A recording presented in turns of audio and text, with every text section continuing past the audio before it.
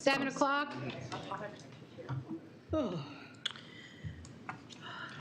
Good evening, everyone. I'm Janet Evans, Chair of the CA Board of Directors. Please remember that this meeting is being live streamed. You can find tonight's agenda in the background materials on CA's board webpage or in the description section of our YouTube live stream. If you're virtual, please mute your microphones, your phones, unless you're speaking, and everyone in the room, please silence your cell phones. Raise your hands to speak. I will record the name in the order in which I see them. And if you are virtual, which I think is just Ashley tonight, please just speak up, Ashley, because that's probably easier than trying to monitor chat. So before vote is taken, yeah, I will restate the motion as well as who motioned and who seconded. And if everyone could mute their computers in the room. I'm not doing that. If at any point you have trouble hearing me or any other board member, please say so. All right, I will now call roll. Andy? Here. Sherry? Here. Ginny? Yes. Dick? Yes. Lynn? Here. Tina? Here. Jess? Here. Eric? Here. Ashley? Here. Lakey? Here. And I am here. Tonight's timekeeper is Jess Duvall. Oh, I didn't realize I was the timekeeper. All right, does anyone want to jump in? No, I can do You it. got it? I can Okay. do it. Oh, I have to. On the fly. All right. We have these. You want these? Yes. Can you pass that? Or that thing? Or the, okay. Thank you. I cannot find this. Do you have that now, maybe? Because I haven't done that sufficiently? Someone in here might not know. Okay, I will now announce closed meetings that have been held. First meeting is Architectural Resource Committee, closed meeting held Monday, April 11th. Started at 1:16 p.m., ended at 2:35 p.m. ARC members present: Deb Bach, Wes Anneton, Devorah Wilkinson, Susan Sloan, and Ed Gordon. Vote to close was 4 in favor, 0 against, 0 abstentions. The discussion of new and ongoing covenant cases under HOA Section 11B-1, Section 4, consultation with staff personnel, consultants, attorneys, or other persons in connection with pending or potential litigation. There was a closed meeting of the Board of Directors on April 14th, 2022, Risk Management Committee meeting at CA headquarters. Committee members present: Ashley Vaughn, Tina Horn, Lakey Boyd, Jess Duvall, Susan Krabby, and Richard Shaw. Vote to close was unanimous, and it was closed. Risk Management Committee meetings are closed per the charter. No votes were taken. Meeting closed at 6 p.m. I think we're missing one. Or last one, but I don't know the info. All right. Excuse me, everyone. I have allergies, and I'm going to be coughing. Can I have a motion to approve the agenda? So moved. Second. Ginny moves, Tina seconds. Discussion?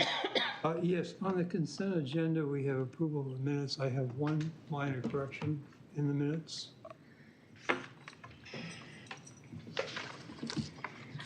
Okay. Say it now or wait till we have the vote?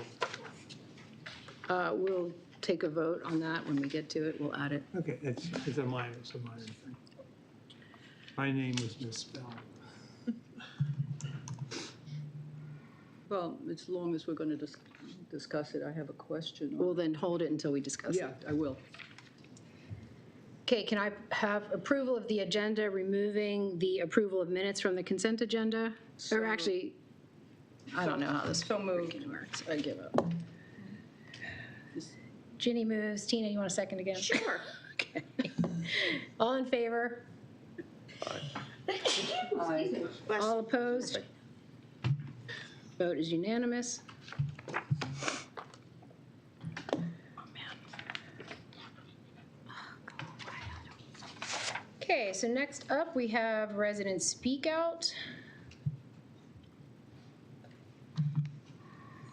First up is Nina Basu from Inner Arbor Trust.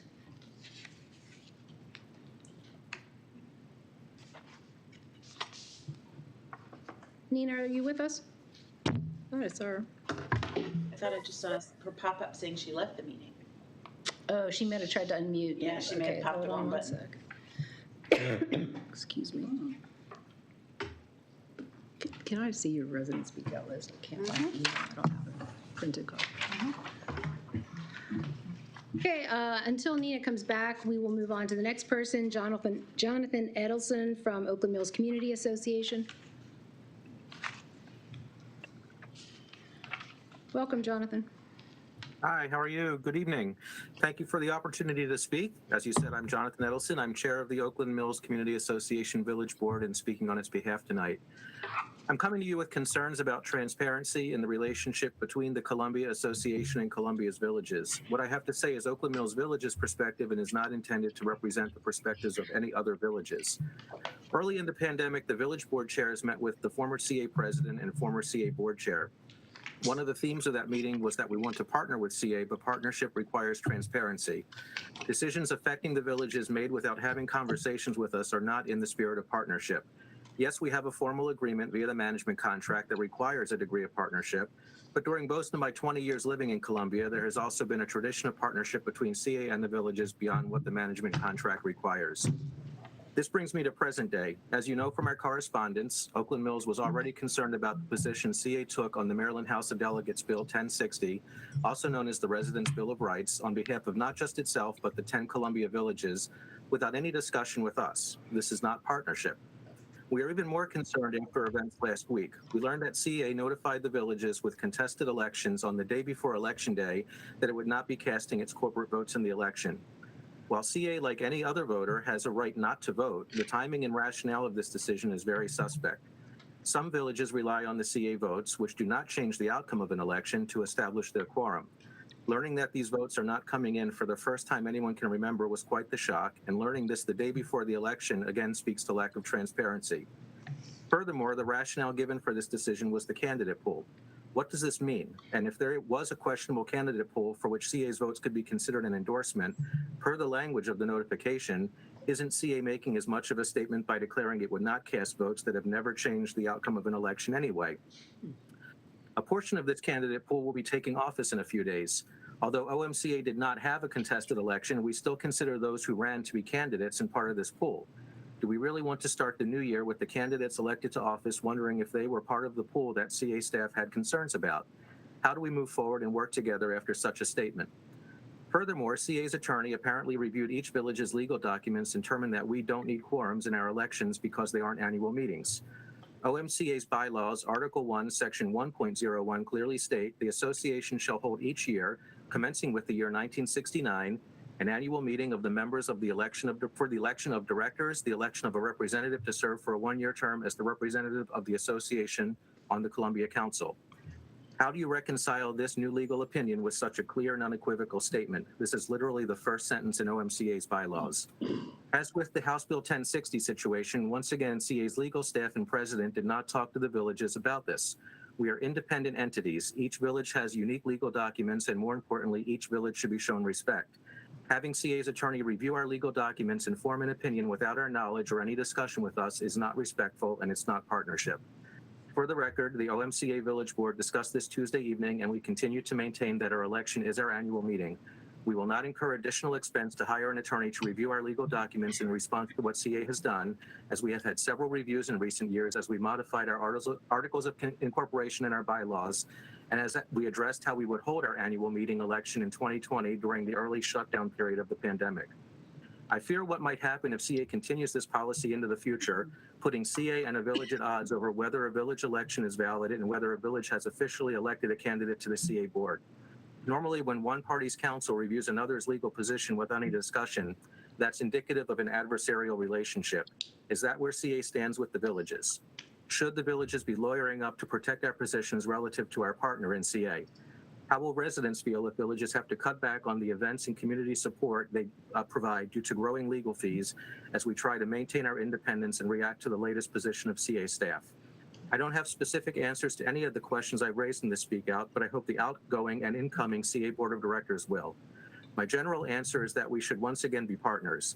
These situations do nothing but cause stress for our respective staff and boards, and they further erode Columbia residents' desires to engage in the affairs of CA and the villages. 30 seconds. That's all I have. Thank you. Thank you, Jonathan. Are there any questions? Yeah. Ginny? I have a quick question.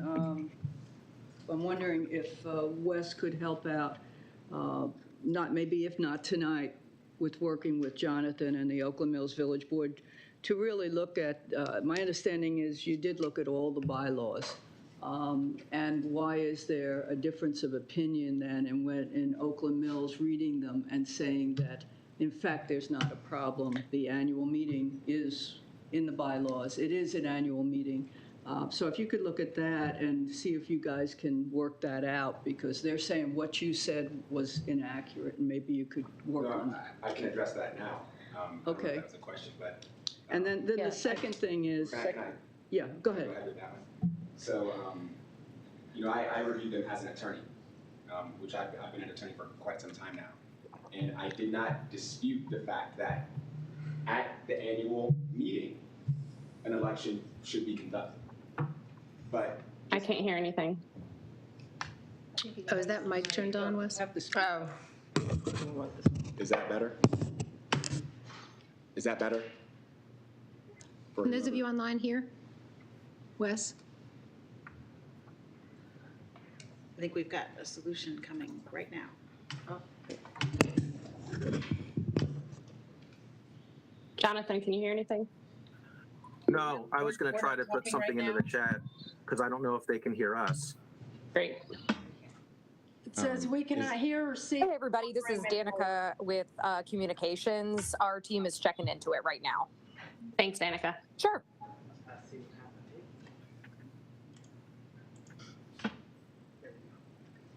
All right, is that better? Yes. Excellent. So the issue was not over whether or not at the annual meeting an election should be held or must be held. The issue was whether holding an election actually constitutes a meeting. Just because you hold an election doesn't mean that a meeting has occurred. Meetings have certain hallmarks that must be met. For example, there must be the current board present. The meeting must be called to order. Action items must be presented, an agenda must be presented, minutes must be taken, and the meeting adjourned. There actually has to be a meeting actually held for that election to take place at the meeting.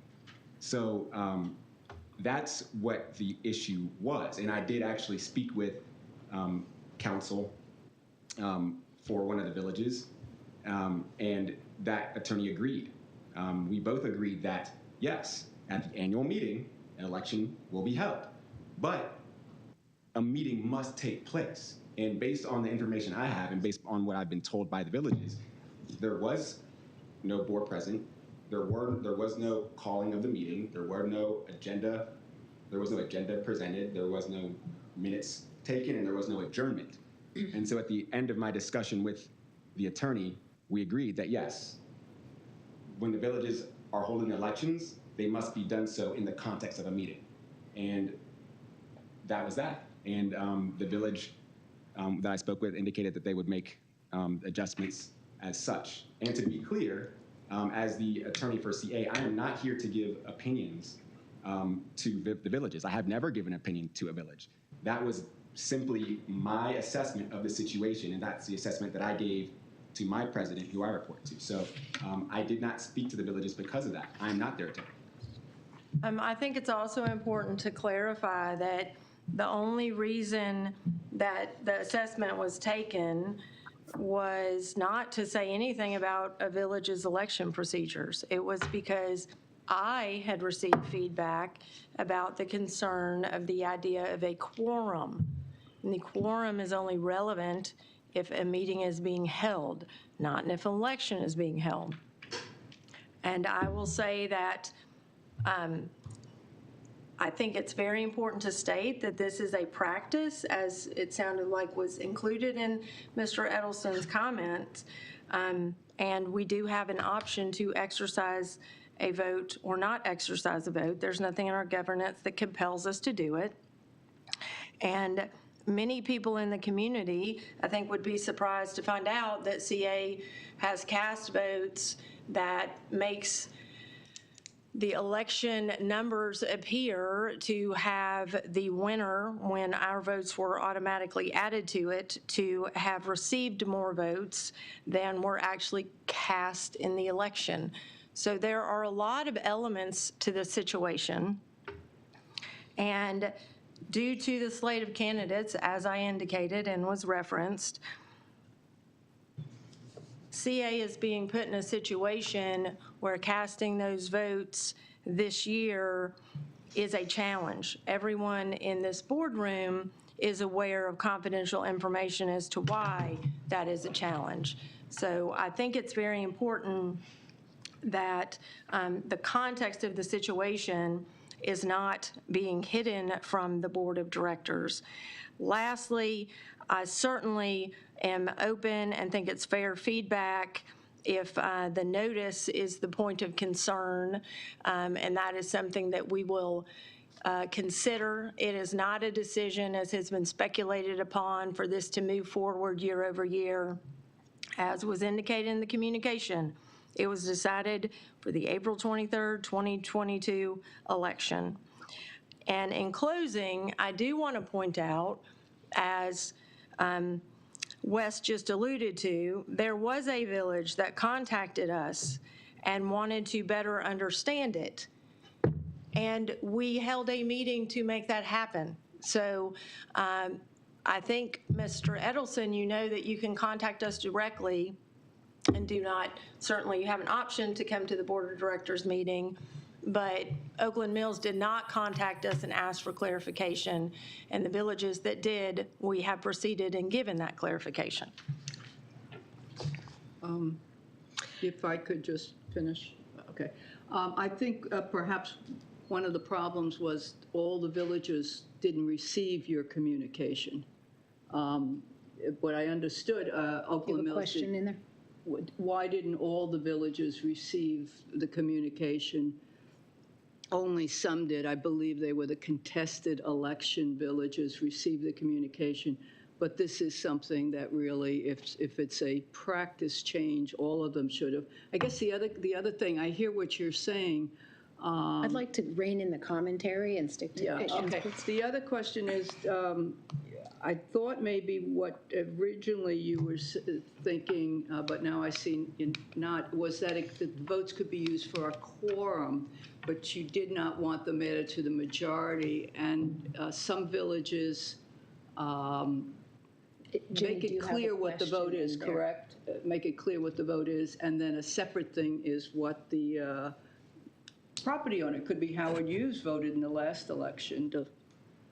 My analysis was clearly around whether or not an election alone was constituted a meeting. That was what my. Okay, so and because it didn't constitute a meeting is what you're saying, therefore you couldn't use the votes, period. And what I'm hearing you say is this is not precedent setting, but on the other hand, your legal opinion wouldn't change for next year. So in fact, the same decision or conclusion would apply forever for CA if the villages, as you're saying, do not change their way of conducting annual elections. It was illegal. It wasn't a legal. Yeah, It was illegal. It was my analysis. I'm sorry, I think we need to table this discussion. This is not an agenda item. This is a conversation that can certainly be added to a future agenda, but I Oh, think. that's an idea.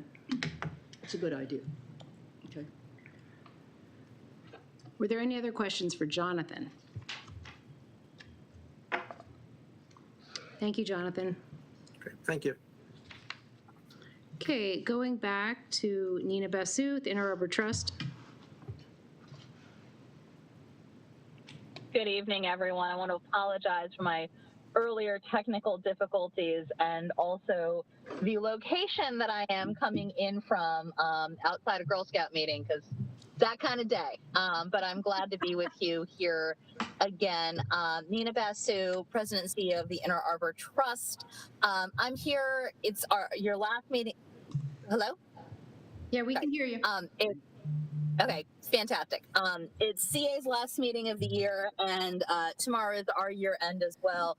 I did want to come and thank the CA board and CA in general for your support over this last year, and provide a few updates, including some really exciting news that I believe you probably have seen in our report already.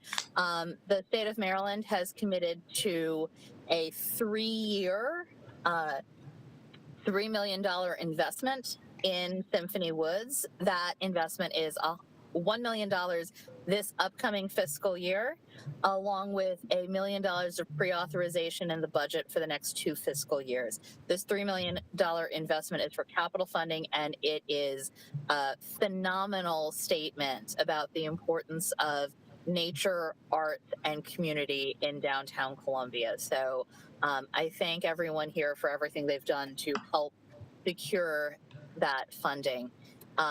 And in addition to that, the county executive has included the trust in his FY23 operating budget for $850,000 for this upcoming fiscal year, which is $250,000 for the comprehensive lighting plan, and the remainder to be used towards the design build of the colony.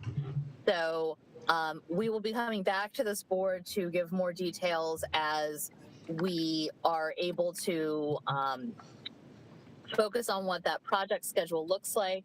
Obviously, it's a big lift to work through a $1.8 million project, almost $1.9 million project in a single fiscal year. So we are also at the beginning of our season. So we are really excited about starting that RFP process and moving forward. I also do want to comment that as many folks here know, really there's a tremendous amount of passion for the Inner Arbor, but I think it's less for the organization and more for the idea of community and culture and arts in downtown, a place really for everyone in Symphony Woods, not just for people who can afford tickets, not just for, you know, certain kinds of people at certain times, but for everyone, which segues me into just a few updates about our upcoming, actually, I can't call it upcoming anymore, we've started already, 2022 season. We opened the season this year with the Holy Festival and South Asian Dance Party. It was a phenomenal event. We had about 1,000 people throughout the day. It really was a huge cooperative event. For those of you who have been before, it's a celebration that originated in India around the Hindu holiday of Holi. But we had all sorts of people there, lots of people who were so excited to share their culture. We had tons of community performances on the stage. It was awesome to see so many kids from this community be able to share with their larger community their personal heritage, but also these great art forms. And then it was just a really awesome party, whether you've celebrated Holi your entire life or it's your first exposure. We also had our first community concert of the season with Maryland Winds, Music of Sound and Stage, which was tons of fun. This upcoming weekend, we have Howard County Public School System's Jazz in the Woods on Saturday, and on Sunday, and I believe CA is a co-sponsor of this as well, we have the Asian American and Pacific Islander Heritage Festival, where we will put over 200 artists on that stage, as well as having a full festival atmosphere with community groups and all sorts of other things. We have many more activities coming up, which will be, as they are confirmed, updated on our website and pushed out through social media, email, and other channels. Did want to give a very quick update on our conservation landscaping. If you haven't gone by Symphony Woods, please do. It looks gorgeous, and I'm so grateful to CA for their partnership, but also for everything that Howard EcoWorks has done, along with, you know, our donor and grant funding. Those first 4, sorry. So hope to see you at Symphony Woods. Thank you, Nina. Congratulations on your funding, and thank you for your investment and bringing all the variety of programming to Symphony Woods that you bring. Are there any questions for Nina? Okay, thank you for the update. Thank Yeah, you. actually, Sherry has a question, Nina. Yeah, I did. I just wanted to say I heard great things about the Winds concert, so thank you for bringing them in. And as far as the programs are concerned, can you tell us what other classical groups are going to be coming in? Do you know that yet? So I can tell you what's on the planning schedule, and I realize this meeting is being recorded, so I am pretty sure my team members are texting me, stop talking right now. So I can tell you what we're looking at. We're looking at, on a classical side, we're looking at Columbia Orchestra. Maryland Winds may come for a second concert. We're also looking at bringing Baltimore Concert Opera back. We are trying to work through partnerships, particularly there's a Chinese heritage classical orchestra using Chinese classical instruments to try to pair some of these together to have more of that diversity within the classical context. I don't think it's a secret to say it's a challenging season with calendaring, so we're working through that process right now. Thank you. Thank you. I appreciate that. And could you send us some updates, maybe send updates to the board as these get on the schedule? That would be helpful. Absolutely. I would be more than happy to do so. Thank you. Thank you. Okay, moving on. Next up, we have Skye Anderson.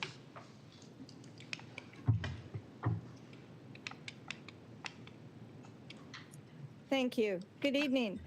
I'm Skye Anderson, just completing my 4th term on the Hickory Ridge Village Board and soon to begin my 5th. And let me preface my comments by saying I'm speaking tonight as an individual. I'm not representing my village. And some of my comments may be moot, and you'll understand as we go along. I'm concerned about CA not casting votes in this year's village elections, though I do understand the special circumstances that have recently arisen. In the past, CA has voted after the votes have been counted, which is not exactly according to Hoyle, as I understand. This year, CA did not vote at all. I have gone all over all the possible alternative actions I could think of and couldn't really come up with a solution. Voting a certain percentage of the CA votes for each candidate would help a village arrive at a quorum, but an individual voter can only vote for one CA rep, and in Hickory Ridge for only 5 board candidates. So CA could not vote a percentage of their votes for each candidate under all circumstances. For example, last year Hickory Ridge had 12 candidates for the 5-person board. At the last minute today, I did not come up with a solution, but perhaps if we had had time and input from our village, we might have been able to arrive at a resolution. However, I know CA has discussed the situation ad infinitum. At the last minute, I heard that CA has arrived at a better solution. My second concern is the timing of this decision, after so many people had already voted by absentee ballot. I think in Hickory Ridge, 90% of our voters voted absentee, but that's just by memory. I wish the CA announcement had been made before the election began, rather than during the election period. I'm a dog trainer, and we talk about relationships and bonding with our dogs. Every encounter we have with a dog that is warm, fun, and welcoming is like putting money in the bank, making a goodwill deposit. I'm afraid that the recent CA decision, especially its timing, has not made a deposit CA in the bank, but has withdrawn a small measure of goodwill. Thank you. Thank you, Skye. Are there any questions? Eric? Yeah, could CA cast blank ballots so that it doesn't affect the election, but... We're asking for questions for the resident, not for in general. So, I mean, that's a follow-up question. It's part of an ongoing conversation. If you have a question for Sky, that's what we're asking for. Could Sky answer that question? I think she just said she did not come up with a solution today despite trying to. But if she had had more time, she could have. Is that correct, Sky? We might have been able to come up with a better solution. Any questions for Sky? Thank you, Sky.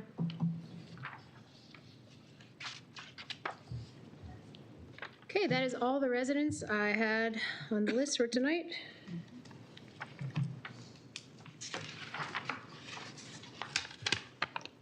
Okay, next up, the approval of the minutes.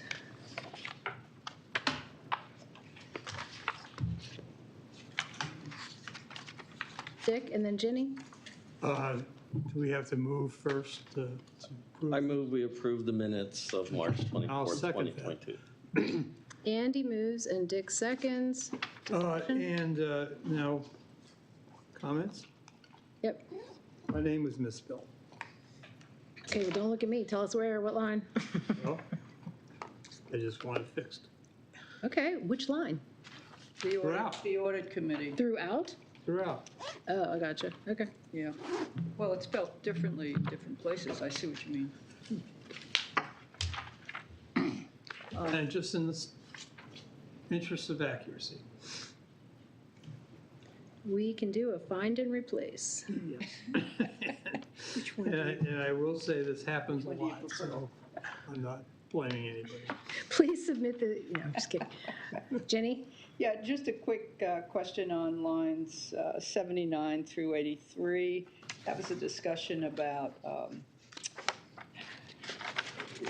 staff was going to get an MOA on coordinating entertainment down at the lakefront, so we didn't have the problem we had with MPP. We were supposed to get it, I think, at the last board meeting or even the one before that. And I Is was this a just comment wondering- on the minutes themselves? Well, okay, I'm just wondering when we're going to get it. Okay, follow up, it's not part of this. All right, I'll put it under possible topics. Thank you. Okay.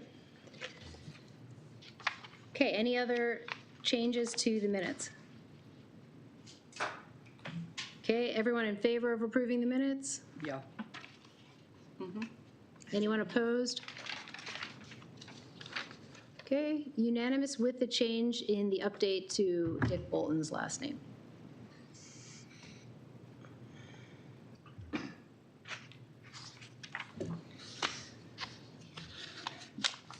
Okay, moving on to board votes. Minority Business Enterprise Program Policy Provisions. Can I get a motion to approve the Minority Business Enterprise Program Policy as provided? Are we voting on the amendments or the policy? So moved. Tina moves. Do I have a second? I'll second. Jess seconds. Okay, but- discussion. Can I clarify one thing? Yes, please. We had suggested in the cover memo we provided to potentially hold, I mean, obviously it's up to the board, but we saw 2 decision points. So whether that is 2 votes or not, I just wanted to call that before you voted. That based on the last discussion, our point was changes in the overall goal and then the inclusion of the sub-goals were 2 distinct points. Okay, thank you. Now, I'm just curious to know what we're voting on. Is this the original proposal?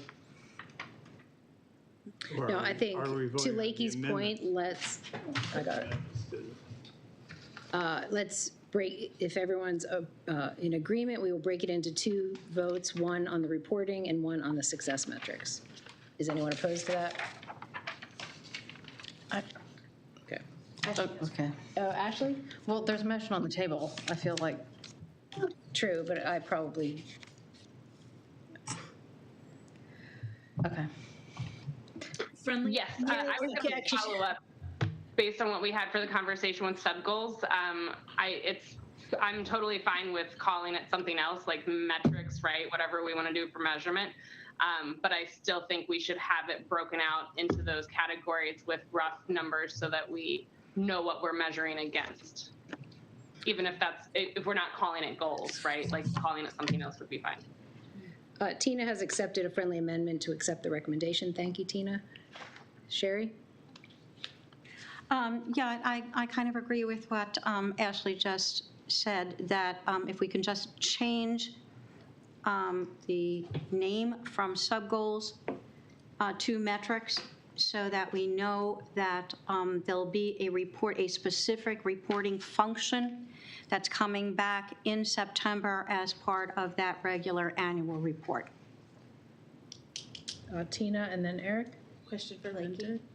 Will that change your functionality at all, really? That name change? I don't see why. Susan, do you have any thoughts on that? No, I don't see it. Thank you. You, Eric? If they're now not goals and not just metrics, can we strike all the percentages because they're just metrics? We're just collecting metrics. So I moved to amend this to strike all the percentages. What would we base the metrics on? Well, you're collecting metrics. You're just collecting the percentage. But what would you compare them to? You're just collecting data. Once you're comparing, then you got goals. Yeah, whenever I said I was okay calling it metrics, I meant I still wanted to have an idea of how that measured against the county and our population for registered minority businesses. Yep.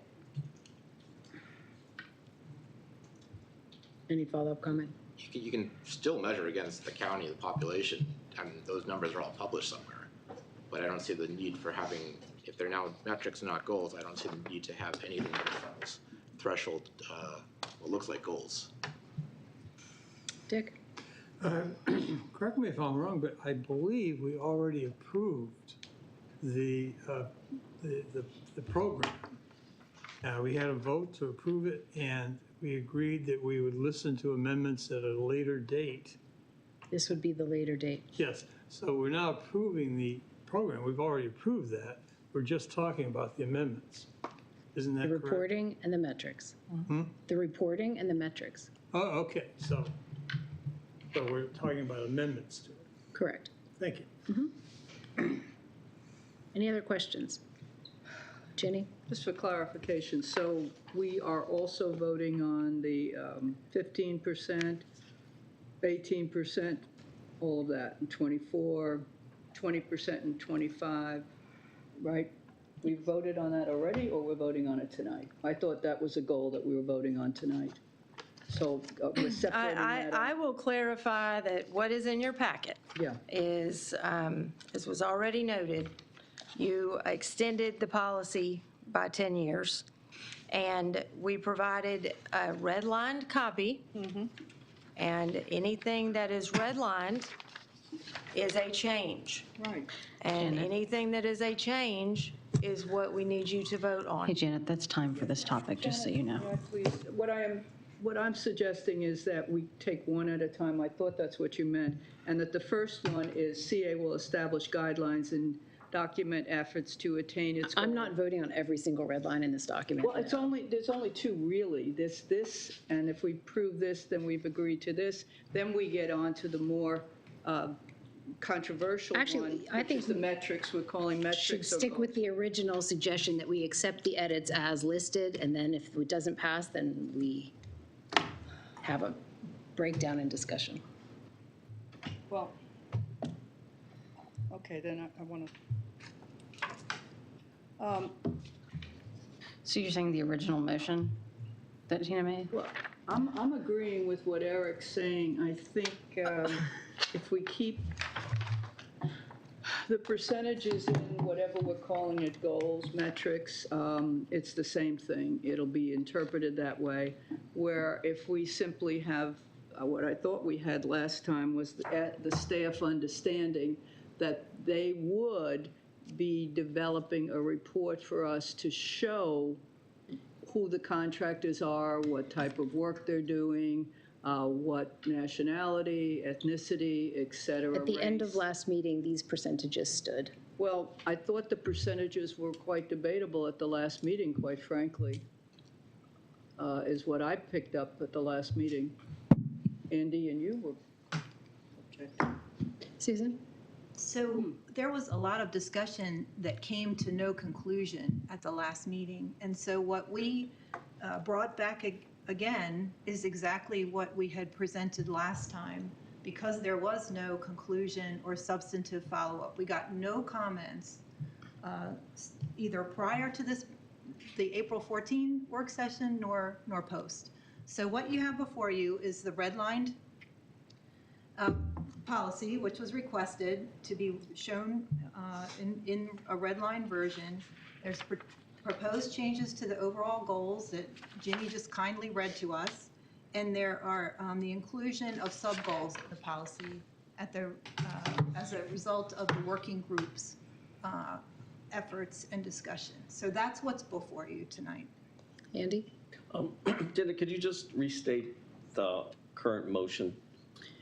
Well, which Because I got lost. So the original motion was to vote on the redlined edition. Okay, right.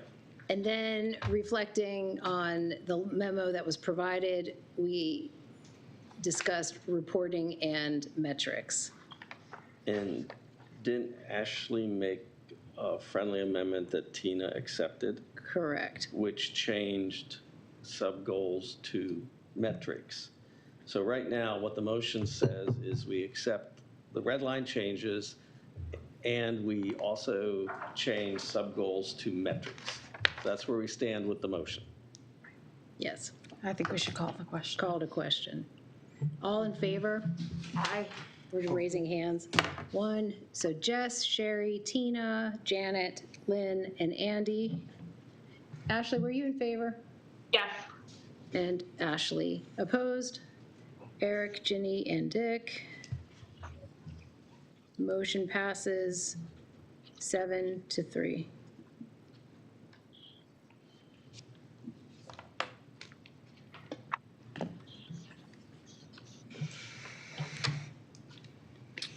Okay, moving on. Proposed fiscal year 22 funding, emergency cash reserves. I have not heard any commentary yet. Andy? I move that we accept staff recommendation to add, $3,133,000 to the emergency cash reserve fund. I'll second. Jess, you seconded? Okay, Andy moved and Jess seconded that we accept the proposed level for cash reserves. Any discussion? Dick? Yes, at And that Sherry? meeting, I had asked that the board be informed of any, if it was necessary to dip into the cash reserve. The way it was left is that the president had the option of doing that, but there's nothing in there about the board being notified if we had it necessary to. Well, I guess it depends on the timing that you're thinking of, because we would be notified through the audit committee and through the financial statements. Well, And there's timing. A month could go by before the board has any idea that, well, Lakey, maybe you can help us with this. But Lakey and Susan? I just wanted to clarify that what's in front of the board is voting on the amount. Correct. The policy is an adopted, approved policy. If you want to change the policy, which is how the reporting works, then that would need to be put on another agenda. Thank you. And we would have to discuss that. Okay, well, let's put that on another agenda then. We'll add it to your list. Okay, Sherry? Yeah, I'm a little confused. I'm looking for the additional red line in the document. So the reserve balance of, does that mean that instead of 5 million, we're voting on 5,133,000? Yes. That's correct. I didn't redline this one. Okay, so, and where did that come from, Susan? I'm sorry, I'm not following. So the discussion last time, it was a board member proposed that the board go on the record as for funding the target amount for FY22, and that would be $3,133,000. And so that then the balance would be 5,133,000, which is the total target. And staff considered that, brought that, and it's bringing that back to you. And that's what you see in red. Note, it says that it's April 14, 22 work session. The CA board discussed staff recommendation to add 3 million. Board members suggested increasing it to meet or slightly exceed the reserve target. We agreed with that and made this proposed change. Okay, so that's number is the number that's in the chart?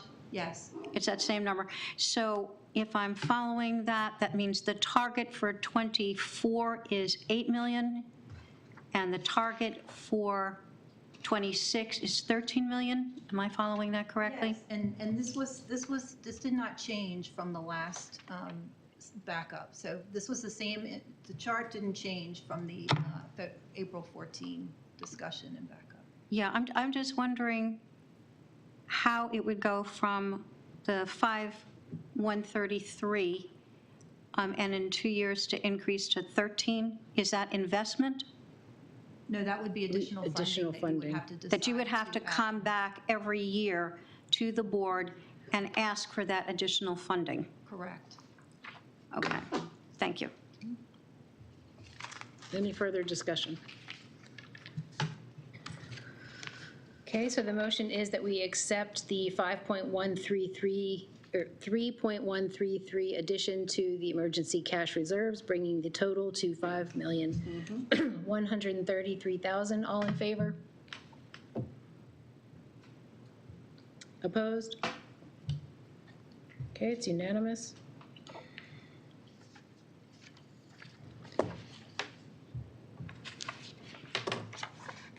Okay, next up, recommendations from the board subcommittee on the advisory committees. We got no comments following the last board meeting on anything contained in that document. Andy? I make a motion that we adopt the 7 recommendations from the subcommittee. Do I have a second? You do. Tina seconds. Discussion. Jenny and then Eric? Oh, Eric can go You can go first. Okay. Somebody go. So I'll go first. So yeah, I've actually heard from the Aquatics Committee on this, and they had some concerns about the lack of board presence if these recommendations go through on the user committees. They felt that board presence has been helpful. So that's just, I want to make sure that we still have a good communications link between the board, staff, and the user committees.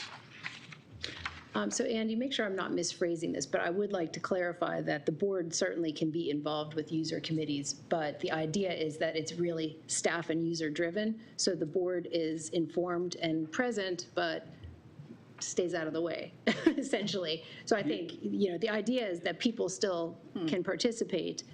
And certainly I would suggest that if a committee is interested in having board presence, then they request it. But the idea was that those particular committees were largely staff orchestrated. Yeah, and that was one of the reasons why we put forth recommendation that the meeting dates be published, so all the board members would know exactly when the committees are, where they're going to be held, and there would also be minutes.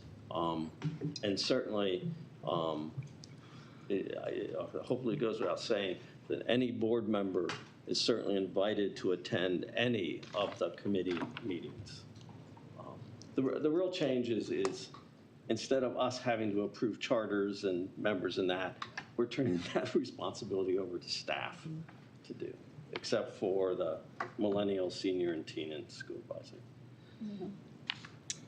Ginny and then Sherry? Yeah, a couple of quick questions. One, I think Eric raised this today. Was there sufficient reading? Is this, should we be voting on this tonight is question one. So just to answer that question, I would not consider this a significant enough thing to be required to have a 3 reading rule. Okay. The second thing. I'm happy to, if someone wants to discuss this, this is not, we don't typically have a 3 reading rule for the charters. So why would we for? Okay, I'm just asking. The second thing is, I think there are 2 things here where, in terms of process, that we needed more time for the village boards to hear this. They are impacted by this, and what's their opinion? And it's again an example of they didn't know this was happening. The other thing is the committees. I think the committees should be giving the board feedback, and that has not happened. So I would suggest we table it and deal with it next month. I'm not saying we delay it too long, but I think this is, again, an example of where we're being criticized for not allowing more people to get involved. It's a rushed thing, so I suggest we table it. I want to second Ginny's motion to table. I also want to clarify what I said. I don't mean to be talking for the Aquatics Committee. I'm just basically giving my own interpretation of what I've heard. So. Sherry? Yeah, I'd just like to get a sense from the board, how many people have been able to talk to the advisory committees that they are liaison to about the suggested changes? One. Just over email. One. All right, and I think that that's a problem, because if we're suggesting changes that are fundamental to what has been a board and community relationship over time, I think we really have to get some feedback from the committees themselves. The other thing, I did have an opportunity to talk to the village board, so I guess, but my village board happened to have been meeting, so I guess that's my other question. How many people have been able to get some feedback from their village boards about this? I'm not really understanding the impact of villages, but we can come back to that. The appointment process, they do some of the appointments. Well, I can give you some feedback from my board, and I think one of the things that I heard was a question about topic-focused advisory committees. The question was, why is the Arts Center in that category? They seem to feel that the Arts Center was sort of a community-wide and should be in section C. Under recommendation 3, I would just like to say that the Art Advisory Committee was perfectly okay with being a topic one. That's the committee I represent. So I'm just saying they did not feel that way, but. Okay, so I'm just giving an alternative interpretation because it was not understood why that would be the case. So maybe you can give more information about why that is topic focused. Because the topic is art.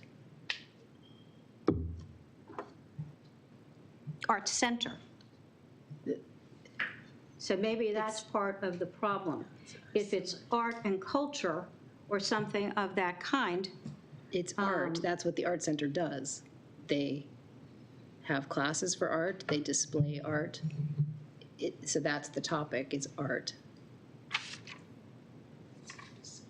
Right. So that seems to be associated with just one facility.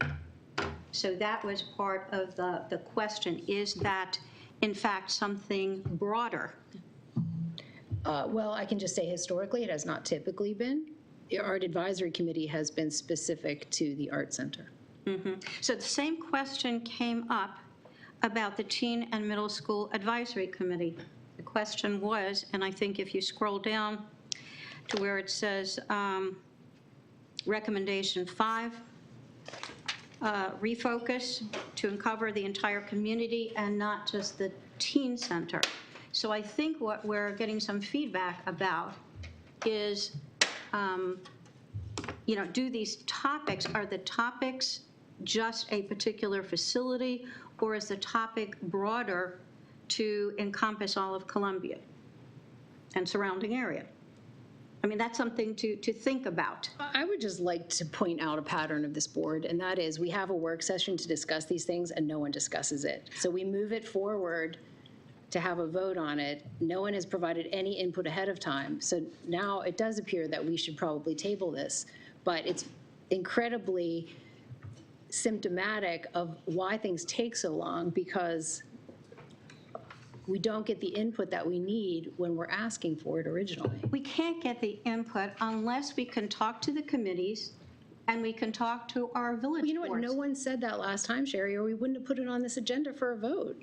But I think in all of the stuff that we do, one of the reasons it does take so long is because we are liaison. We are supposed to be going out into the community and getting responses. And so what would have been appropriate then is at the last meeting, someone say, I don't think that this should be up for a vote on the next agenda because we need time to go gather information. Well, we then didn't get that feedback. Then I agree then, based on what I heard and the response and the feedback that I got so far, and there may be more from other villages, that we should table this. Ginny? Respectfully, in defense of the board to a certain extent, I think we're all in this together. I think when something is being drafted, perhaps the staff could also help with getting this to the advisory committees, their liaison, and also to the village boards when you meet with the village managers, et cetera. I'd just like to put, this was a board subcommittee, bringing it back to the board. Well, I So think- any of that direction is certainly something that we could direct, but we have not. Okay, well, that's the whole issue is feedback, and you need time for feedback, and I know democracy is very slow, and feedback is slow, and it's terrible and all that, but I think that's what it's all about, so I still keep a motion to table. Didn't we already have a motion on the floor? We do have a motion on the approve it? floor. I know, I just want to make sure we vote on it. Okay, so I would just like to state that I think we're kind of making a mountain out of a molehill here. This is just a change in the way these committees operate. And I see no reason why we would need to table it. But okay, let's take a vote. I think Ashley had her. Oh, I'm sorry, Ashley. Great, thanks. Yeah, I just wanted to emphasize here, the reason that we had this discussion and the recommendation was made for these changes is because we become a roadblock to these committees making progress. And as somebody that spent almost 2 years on one of the committees and we hardly had any impact, and we lost members on our committee because they felt like they weren't having any impact and nothing was really changing each time we met. That's where these recommendations came. So it's kind of funny that that's the situation we're finding ourselves again, is that we're not making any progress since this meeting that we just last had when we had an opportunity to talk about it. I agree with the sentiment that we should have had this conversation with the subcommittees, but I also agree that's something that should have been brought up whenever we discussed it during our working session, because all that ends up happening is we end up losing great community members that were excited about volunteering for our organization because they feel like they're not getting anywhere and they're wasting their time.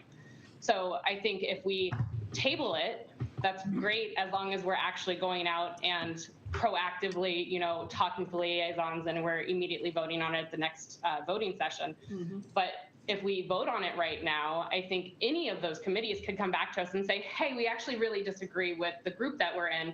I don't think there would really be that many that feel that way. And we can change that one committee, right? Have a board member put onto that one, or, change the reporting structure of it, whatever. But we should be using the committees the best that we can and letting the staff implement those solutions instead of preventing them from moving forward. Tina? I will note that the Teen and Middle School Advisory Committee is essentially moving ahead anyways with expanding their reach to the community. Last comment. Ginny? Yeah, it's not just the committees. I did say before, it's the village boards too. We have to remember that village boards make recommendations for appointments to certain committees. Therefore, they want to have a say as well. It doesn't change their appointments to the committees, though. Huh? It doesn't change the appointments to the committees. They Andy? want to know. They want to know. That's not what's there. Andy? feels like an unnecessary holdup. Yeah, I just wanted to point out that, we are not really changing any way that the committees work right now.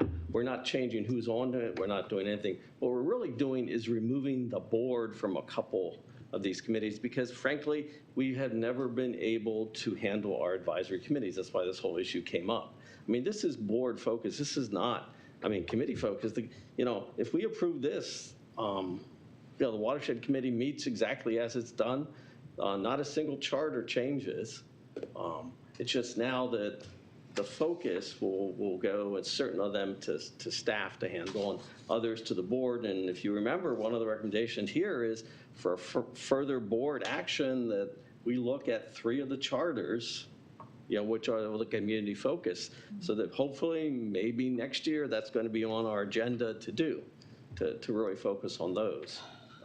But yeah, I mean, the committees are kind of working the way they are now. And what future changes, we'll find out later, but. I think we should call the question on the original motion. I'm Jerry, calling do you have Elmo. something material to add to that? Yeah, I do. I'd just like to refer to recommendation 7. You're asking that everything be approved. So number 7, in some ways, I felt that what was being proposed was a solution in search of a problem, and I was trying to think, so what was the original problem that was impelling this? And instead of having the board member liaison report, we can have the advisory committee brief the board, the CA president, and the staff during the course of the year and have one debrief per meeting, and it would be direct communication between the committee, between the advisory committee. Are you proposing an edit? Yeah. Okay, well, let's propose an edit then. Mm-hmm. I would ask for a friendly amendment to number 7, to have the advisory committees themselves debrief the board, the CA president, and staff during the course of the year, one advisory committee per meeting to answer questions and improve communication. Before we do that, I think we have to take the vote on the table. I think the motion to table takes precedence of all of. The table one does? Yeah, Okay. right. And I think you have to vote on the table before we can do. Well, wasn't your motion first? But table overrides that. The motion to table. Okay, so let's take a vote on the table. All in favor of tabling this? We have Sherry, Eric, Lynn, Ginny. All opposed? Jess, Tina, Janet, Andy, Dick. Ashley, do you have an opinion on this? Sorry, I didn't hear it. So this is to table, the motion was to table the recommendations until a future meeting. Are you for or against? If you say yes, it means we will table it. I mean, you're voting in favor of tabling it. If you say no, you're not in favor of tabling it. No, I'd rather not table it. Okay. So that was 1, 2, 3, 4, 5, 6 to 4. Motion fails, 4 to 6.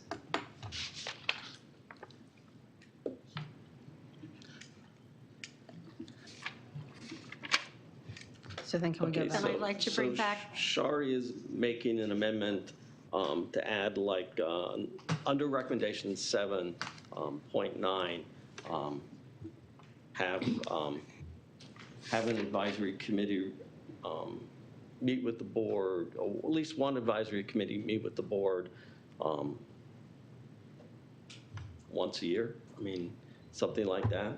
Well, I think what I said was to debrief the board, the CA president, and the staff during the year, one advisory committee per meeting, so that everybody gets a chance to speak directly. We don't lump them all in together, so nobody can follow what's going on.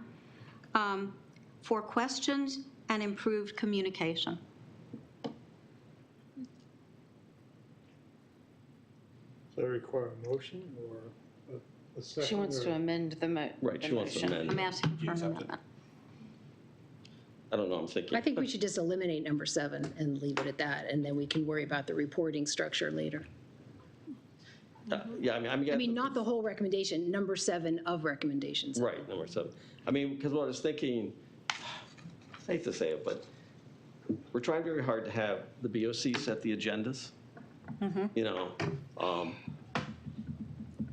But now what we're telling the BOC is you have to include, you know, I'll say 30 minutes for every meeting.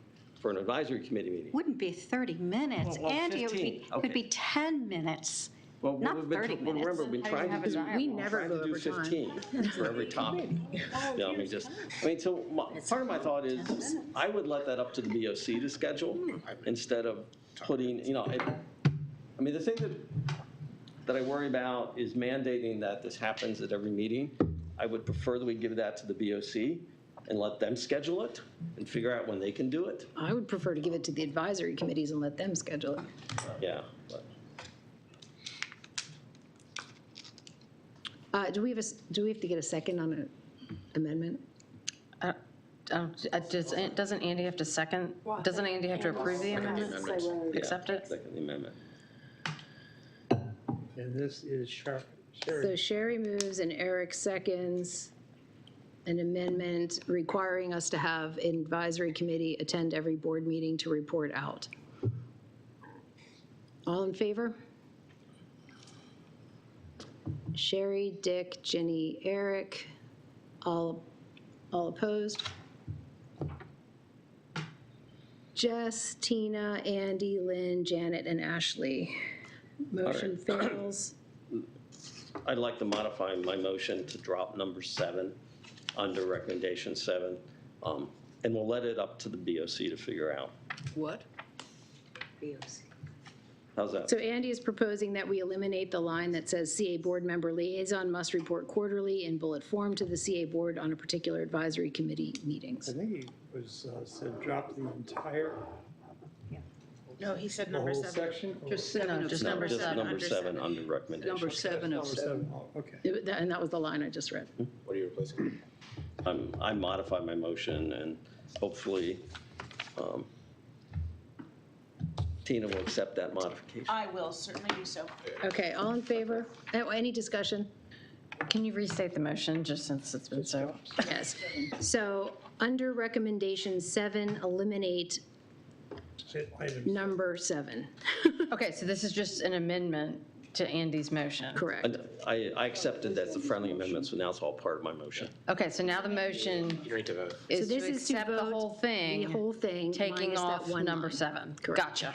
Not the whole number 7, just number 7 under number 7. Right. That I is know what very you're saying. confusing, but yes. All in favor?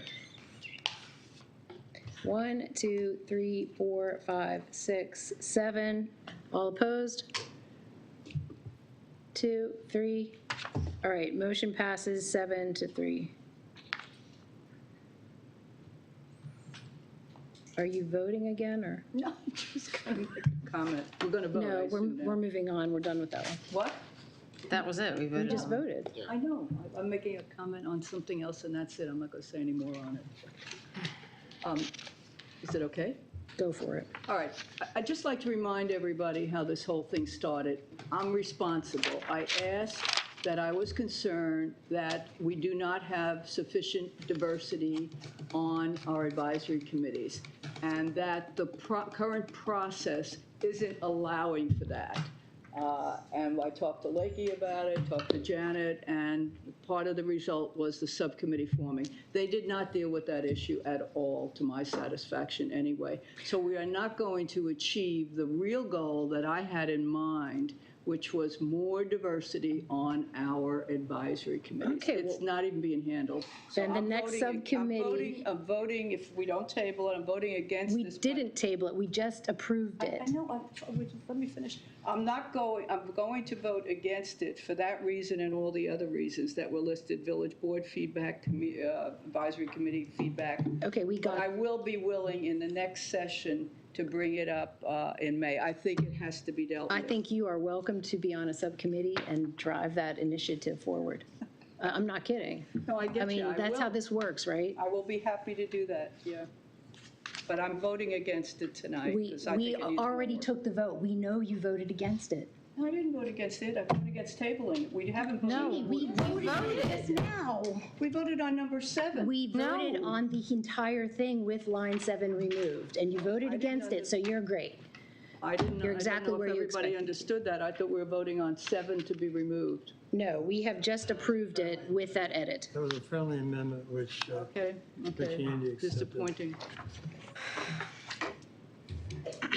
I would just, forget it. Board discussion, ethics policies.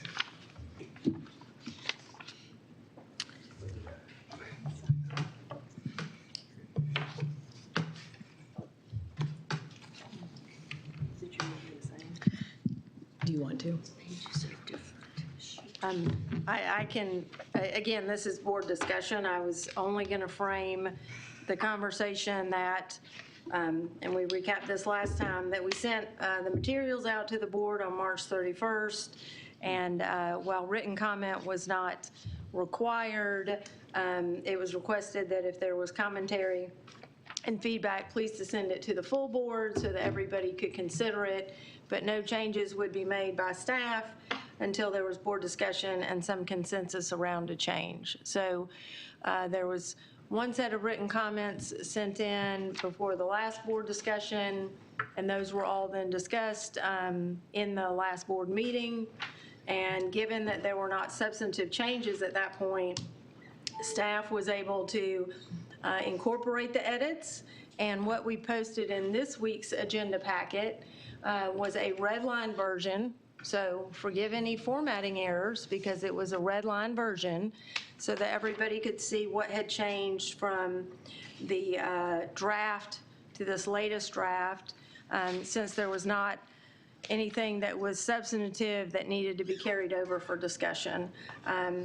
And just wanted to again restate that the goal in these meetings, as I had discussed with the chair and we had kind of outlined in the process to the board that was sent March 31st, is that we're talking about substantive changes, and I certainly would not recommend that it is useful time for the board, though of course to the board's discretion, to attempt to wordsmith the document.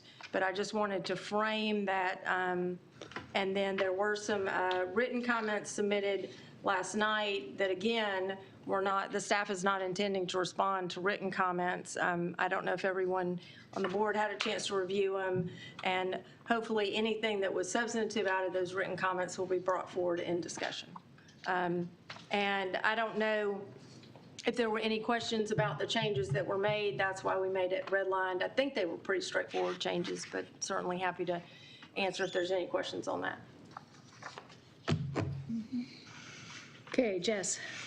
Yeah, I did read Dick's suggestions, and I think some of them were worthwhile. However, I do feel that it's very important for CA to move on this policy because of the risk the organization is facing. So I would like to make a motion that we waive the 3 reading rule so we can vote on this tonight. Okay, Jess moves. Do I have a second? You do. Tina seconds. So the motion on the table is to waive the 3 reading rule to vote on this policy following our discussion this evening. Any discussion? Ginny? Yeah, in terms of notice, this wasn't posted till Monday.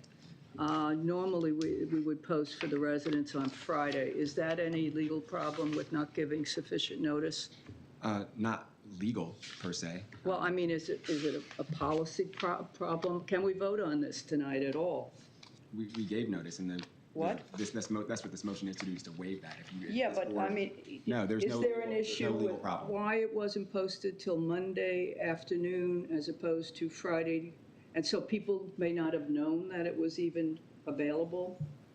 If they had looked at the stuff over the weekend, there were 2 things that weren't posted, the president's report and the ethics report were late, as we look at it as late.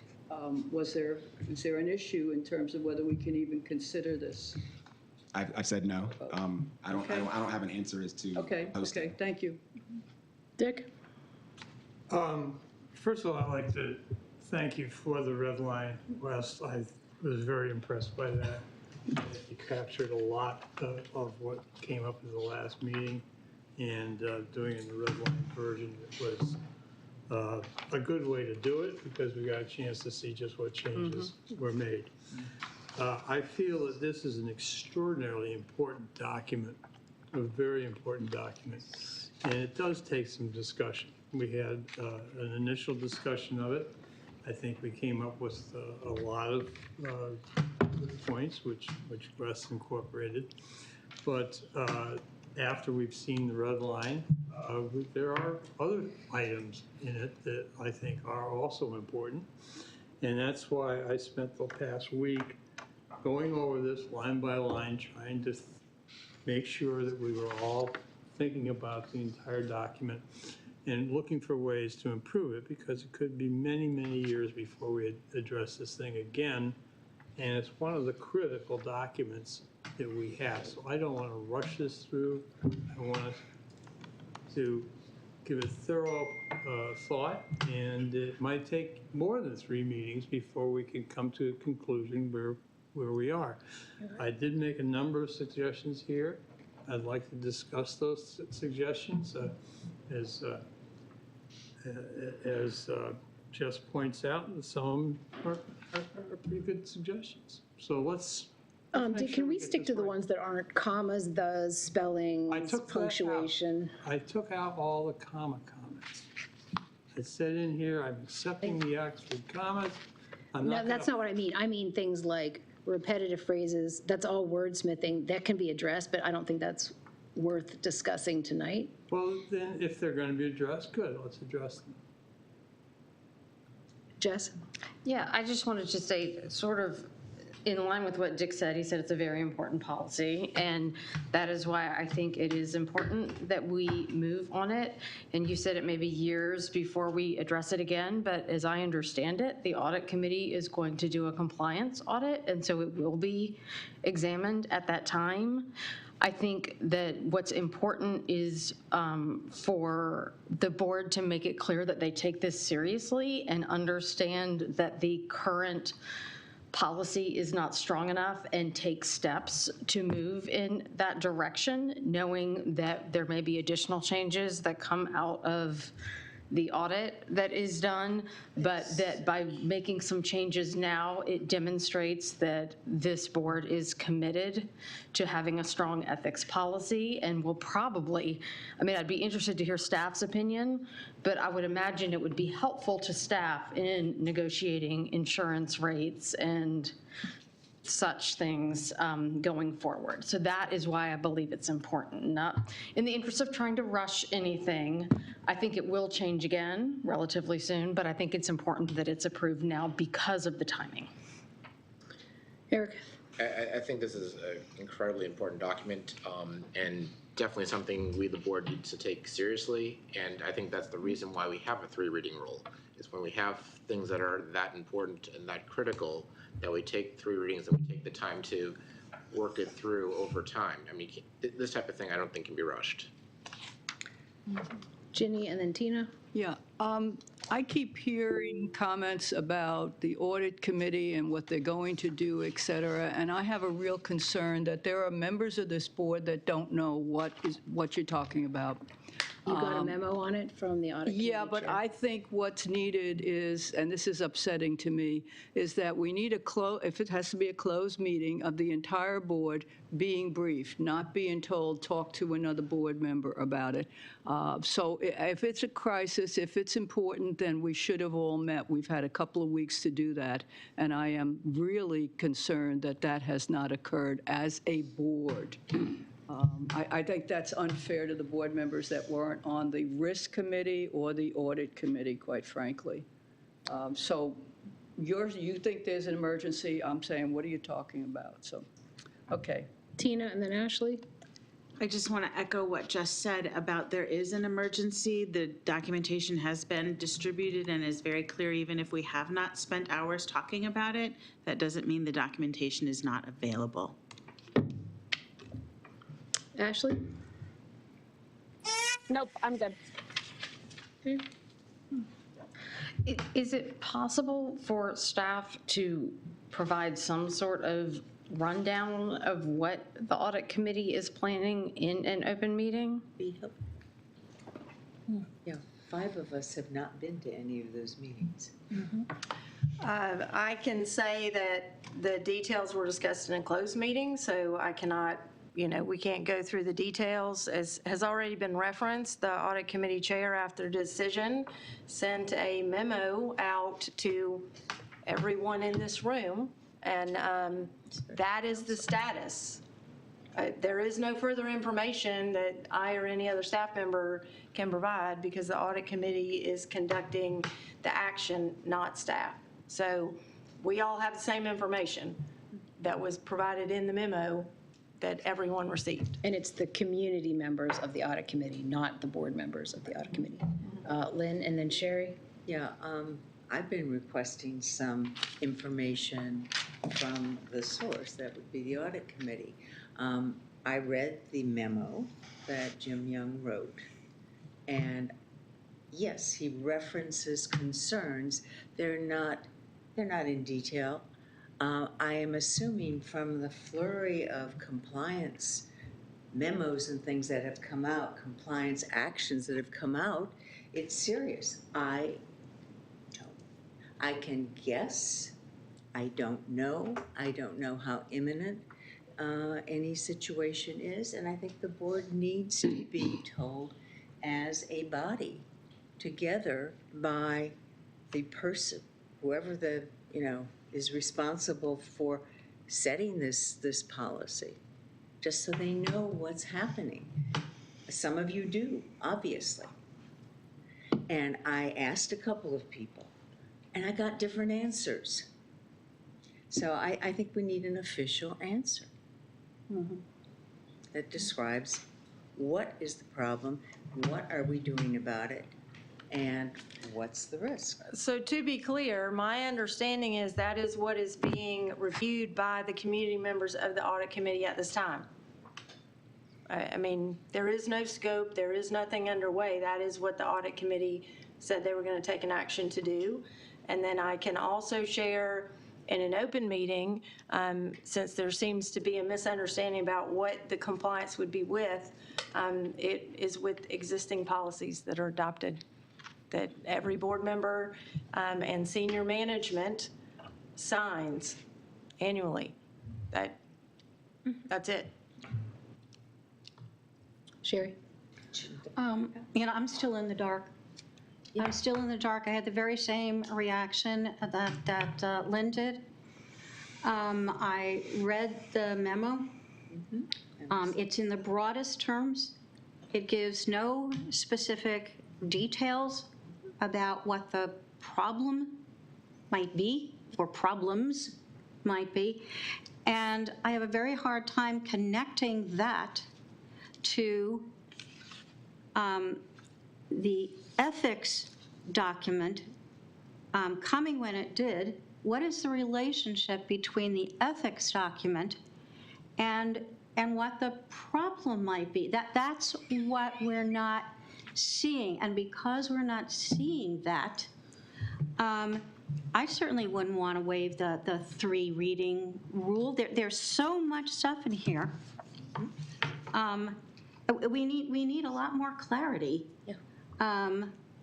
about a lot of things that are stated in the ethics document that are not understandable. So clearly they're based on something, but I don't have the context to understand what it is. Can I make one clarification that the revisions to the ethics policy, as was detailed in the email and as we discussed in the last meeting, is based on legal requirements, governance requirements, and best practices? Tina, and then Jess, So and then Eric. there's inferences that we can draw from the statements that Lakey is making and the statements that she made earlier about what the compliance would be in compliance with. It's compliance with policy. And here we are changing an ethics policy. 2 + 2 usually equals 4, friends. Jess? Yeah, I was just going to say that anyone who's been on this board for the past year and has sat in on closed meetings that have been held in the past year should know exactly what this pertains to. There's no secret here. This is about issues that this organization is facing around compliance to existing policies. Call for the vote on the proposal. Eric had his hand up. I guess I don't understand what the emergency is and what the deadline is. So you said there's an emergency. What is there a drop dead deadline, and what is it, and why is that deadline the way it is? Susan, is there a TNO implication on this? I'm sorry. I'm holding the mic again. So we have have reported that the ethics policies are under revision, and that there have been multiple challenges with those policies and compliance this year to our insurance brokers, both related to multiple lines of coverage, and being able to close the gap on this and have revised and updated, refreshed policies, which I thought initiated with a board request to review and revise and update the policies some time ago, which would have been unrelated to any timing at this point. It's just taken this long to get here because of not having a general counsel for quite a while. So it would be very helpful to be able to close that loop with our broker, to close with the carrier. We'll still have to move ahead. I still have to bind coverage, but we have issues outstanding that would be helpful to close. Dick?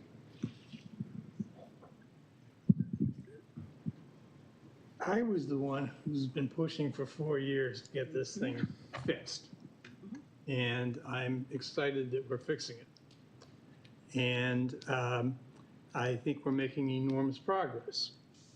And I commend Wes for his work on this. I think I'm really excited about this. But I want to make sure we get it right. I don't want this rushed through. And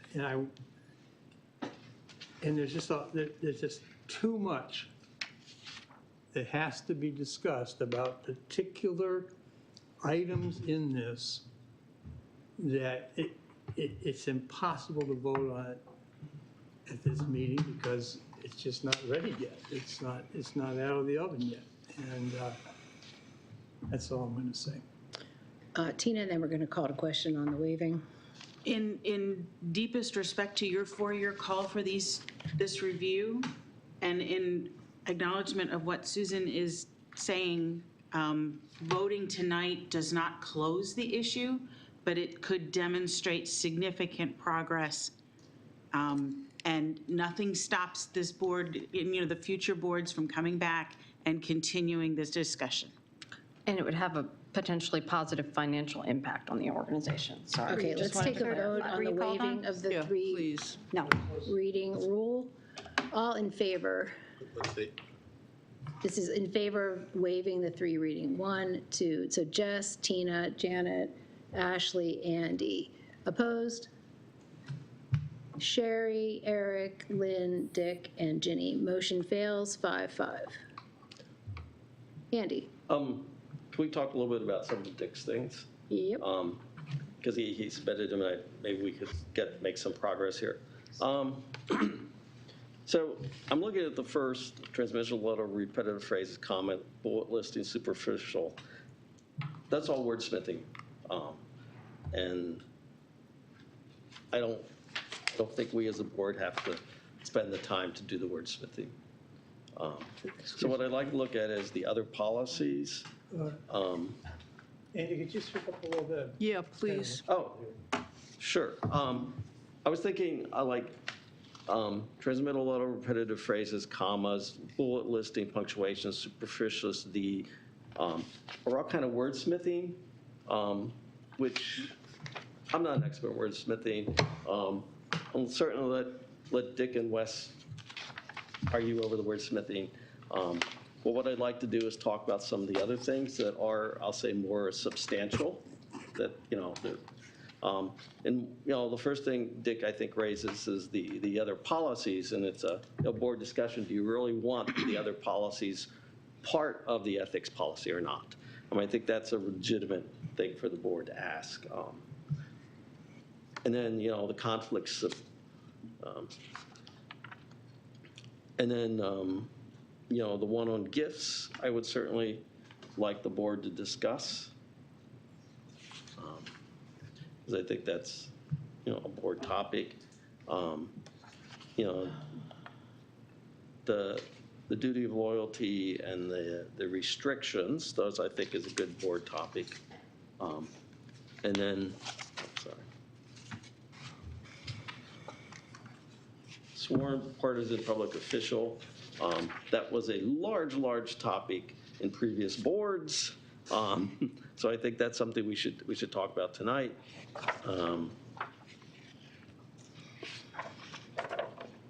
And then, so if we could just start at least with those and get those done. So I'd like to just start with other policies. I think the issue, as Dick raised, is, we do mention a number of other policies, handbooks, things like that. And does it make sense to include them within the ethics policy, or as it is currently, just simply reference them? I think that's a good. Well, that's what it is. It's not including them in the policy. It's simply referencing those. Right, but Dick wants to include them in the policy. Oh, is that what you're concerned about? Would you like to clarify? My concern was that you say, for more information on this, see this, or reference this, or something like that. We're signing this as though we know what's in all of those policies. I mean, you have a purchasing policy, for example.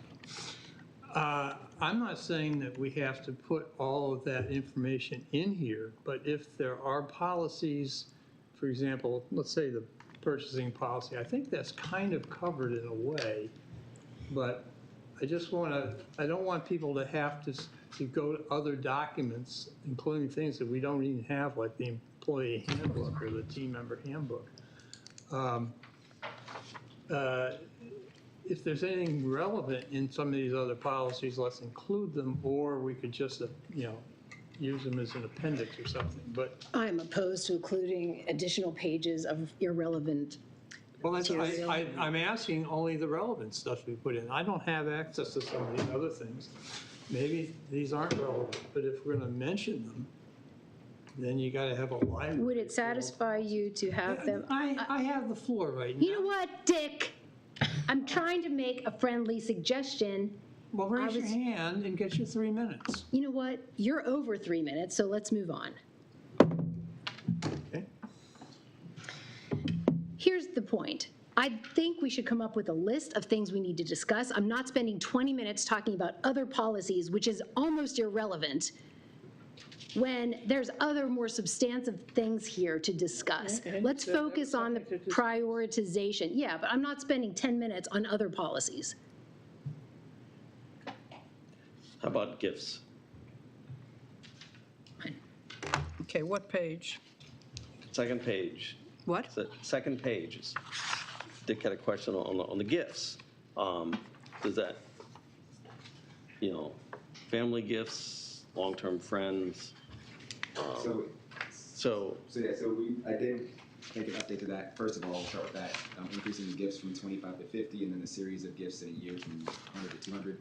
But the beginning line, I think, encapsulates what the question is the purpose of business, entertainment, and gifts. So I think the use of the word business up front indicates that this is concerning business entertainment, and business gifts is the intent there. Next. All right, that's good. Is that a satisfactory answer to everyone? Dick, does that?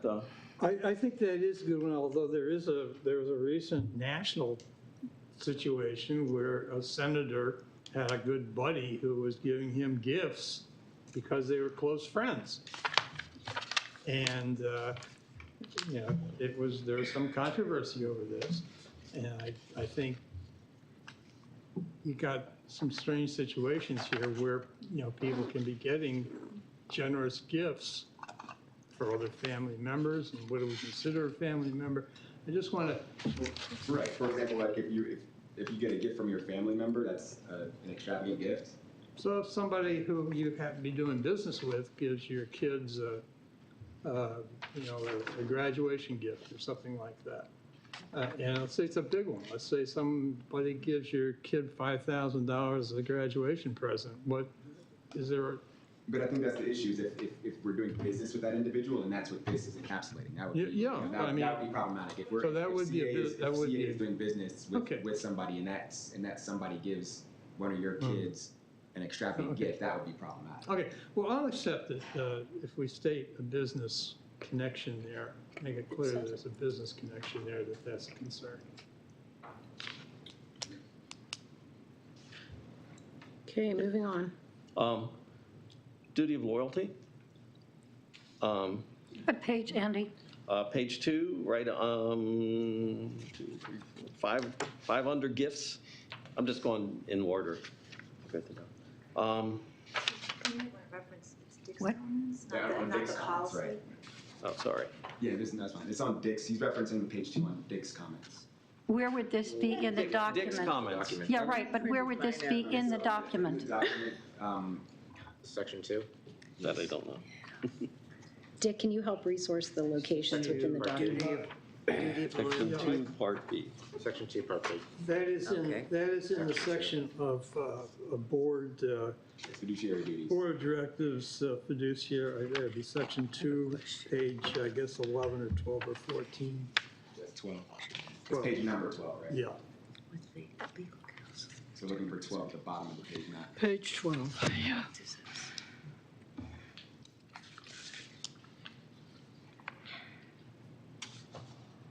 I have one in that same section, too.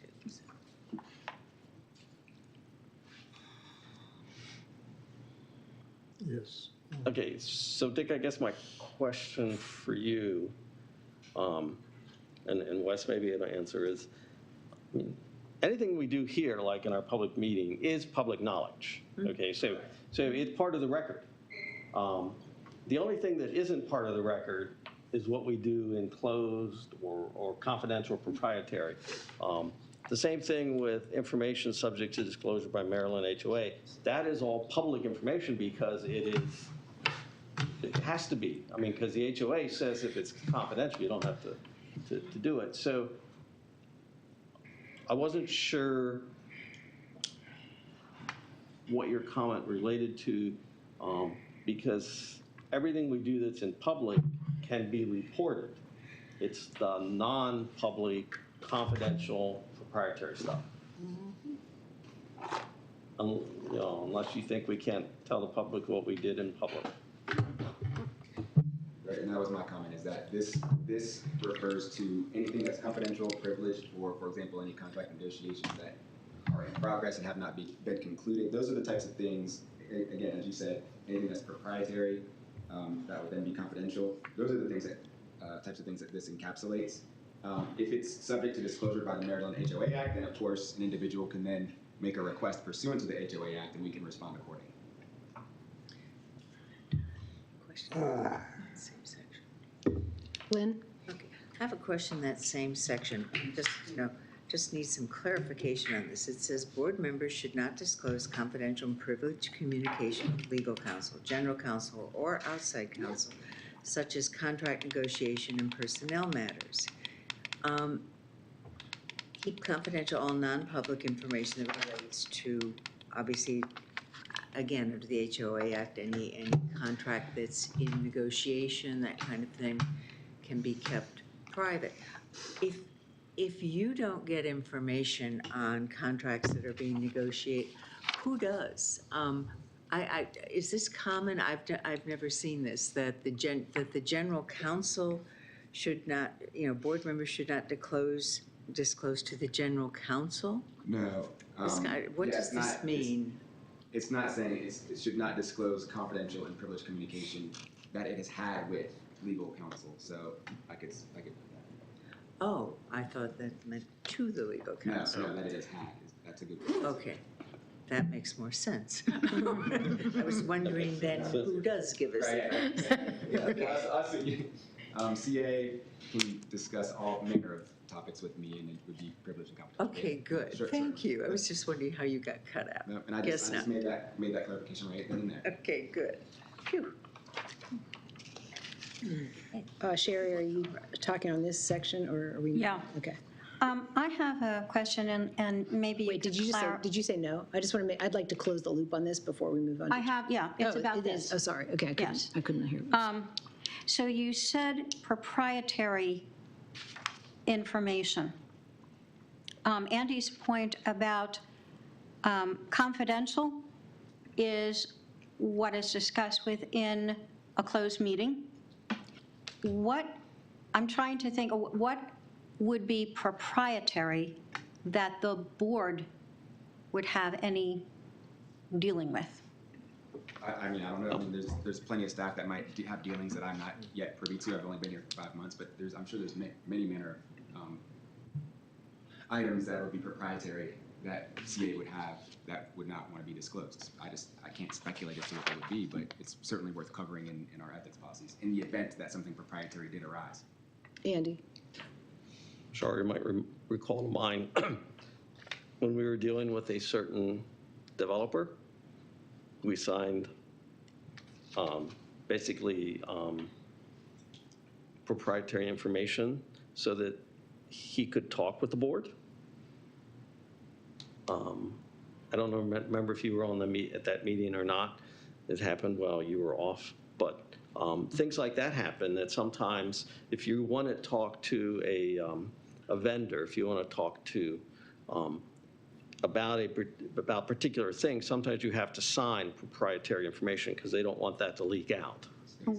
Susan? I think I can certainly see where that might be true for the general organization. Yeah. And this section is really about the general organization. It's not specific to the board. No, this is the board of directors' duties and responsibilities section. Okay, well, if it is about the board, then that is a very broad brush.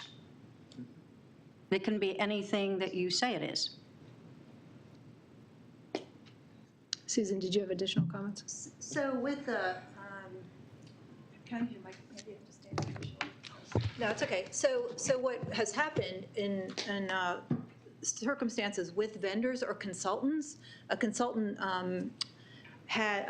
we had an economic impact study done a number of years ago, and that consultant had a proprietary methodology that they did not want disclosed and were unwilling to have disclosed to the community. And the board received a briefing on that. And so it would be something like that, where it's a methodology or technology or something that would be shared by a vendor or consultant with the board that would not be to be disclosed. But wouldn't that be within a confidential meeting? It could be, or it might not be, right? It doesn't have to be.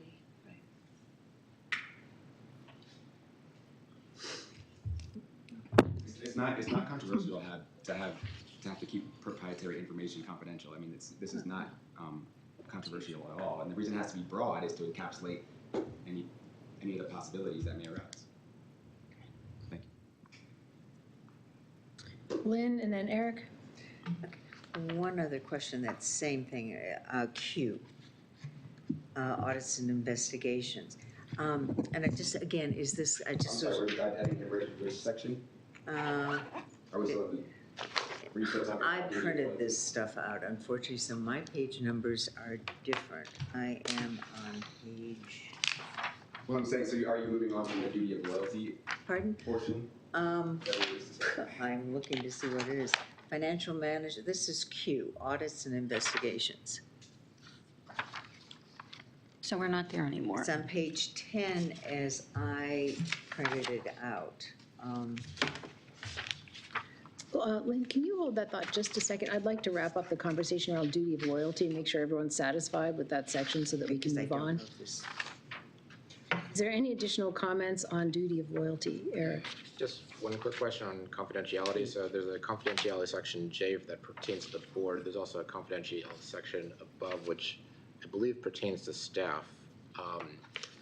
So the question I have is, are there two different standards? Because the text is a little bit different.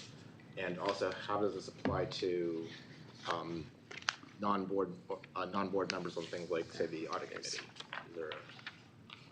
How does all that work?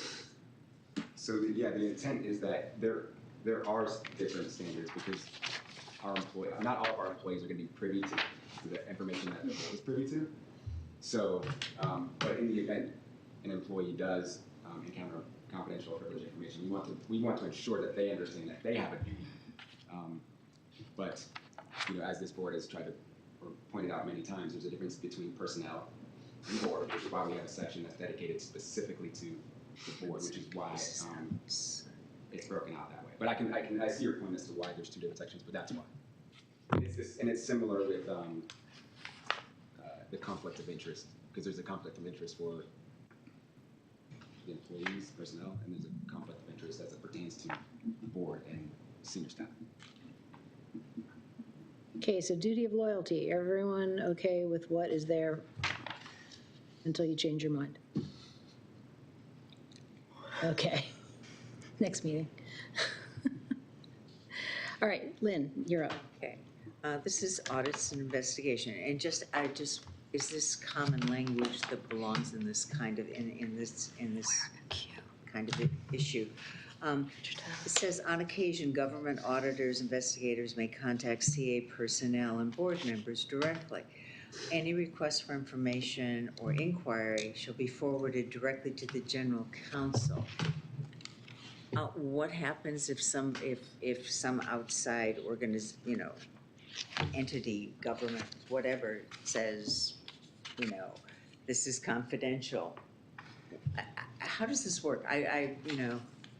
So this is under the business conduct section, and it pertains mostly to, if an outside agency that's investigating some misconduct comes to CA, right. and they have since I've been here. There was incidents at our gyms and facilities where police have come and they've wanted to speak with our personnel and our staff. They wanted to have access to certain things. Immediately our staff notifies me because I'm the organization's top lawyer, right? So before they respond to those requests, before they respond to anything investigation related, rightly so, they come to me to make sure that they are responding the way they should, because sometimes they shouldn't, and B, if they are going to respond, that they give the appropriate information. So I remember that in risk management quite a lot. Yes, from before. But again, is there ever a case where this couldn't be complied with? For example, if there's an investigation involving myself, then or somebody in CSAP, Right. yeah, if somebody was investigating the board as a whole and the general counsel, then certainly, as is indicated in the investigation section, then there's other steps that would be taken as far as who report the matter to or who would then take control of the investigation. Ginny and then Sherry. I have a question on page 14, so you're not up to that yet. No, it's okay. I think what I'm just trying to do is if someone brings up a topic that hasn't been closed yet, do you want related to this? Yeah, Oh, I sorry. wanted Okay. to respond to what Lynn said and Wes's answer. There was in here, and I believe, on page 12, if a policy in these requirements conflicts with the law, you must comply with the law. So I think, I think that is an overarching statement about what you must do. I don't understand why it was taken out. It's still in there. Oh, the copy that I have, it was taken out. I read that part too. Does everybody else have it on? Which section? What page, what section? I'm just checking again. Page 12, paragraph 2. If a policy in these special requirements conflicts with the law, you must comply with the law. Mine is stricken. Yeah, so mine too. You in duty of loyalty? Oh, you know what? I think it's in blue, so I think it's struck out. It's the changes that are actually struck are red. I think it just accidentally struck it out is my guess. Oh, so it shouldn't be struck I out? think it should not be, Oh. since it is in blue, because the blue has been the additions. Well, there's a lot of blue that's struck, though, in other places. Accept this without having it be in final form. Can we just clarify that? Because I think that's an important statement. We just put it back in. Put it back in? Yeah, Right. yeah. Yeah. We can look into that and confirm. I'm going to posit, based on having seen the document, that it indicates that often when something is moved. So we need to confirm that the statement is kept in. Because I know- Correct, Wes? Yes, thank you, because I know that is, if you do a search. Well, it is up in the front section. Exactly. That's what like he was indicating, that because you're right. So it is came a out of that larger- location. And that it is included earlier. Because I know that's why I said it's in there, 'cause I know it's Okay, in there. but so you have on other places, guys, a Yeah, lot if of you look on strikeout on page blue on page 3. 11, for example. Okay, well, maybe my Page assumption was not 3, correct. Third paragraph, it starts out. If a policy conflicts with the law, you must comply with the law. So that's at the very beginning. It's Exactly. right. So I said it's in there, I know it's in there. So, and as like you said, sometimes you're removing things or to reduce redundancy, which is something that Dick has been trying to achieve. That's what happened there. So it is in there and it is overarching. Okay, so I think especially where it talks about the board, and this section is all on duties and responsibilities, if you're going to delineate the duties, that repeating that statement is an important statement to repeat. So if you could just stick it back in there, we'll just make sure about that. I think that's a great idea. Yeah, put it in the board section Okay, again. so the consensus is you want it restated? Yeah, yeah. Yes. That's fine. That's my opinion. That's fine. That's one of those things I will. Just make a note that we agreed to that, please, so that when somebody asks to strike it later, that we don't have to revisit it. I get it.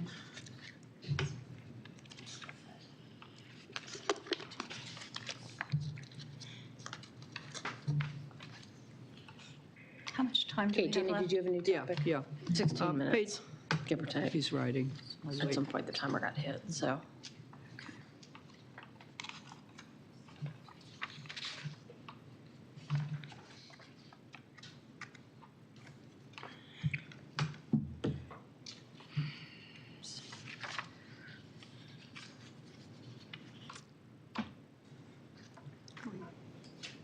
Is there anybody else? Well, I'm Jenny's waiting. up, she's waiting for Wes to finish writing. Oh, Okay, page 14, it's under restrictions on board member activity, I. I'm trying to figure out why it's 2,500. So when you're serving on the board, you could enter into a contract for compensation 2,500 and below. I don't know why you'd be allowed to do that as a board member, and also why after 1 year, you'd also be getting a contract up till that amount.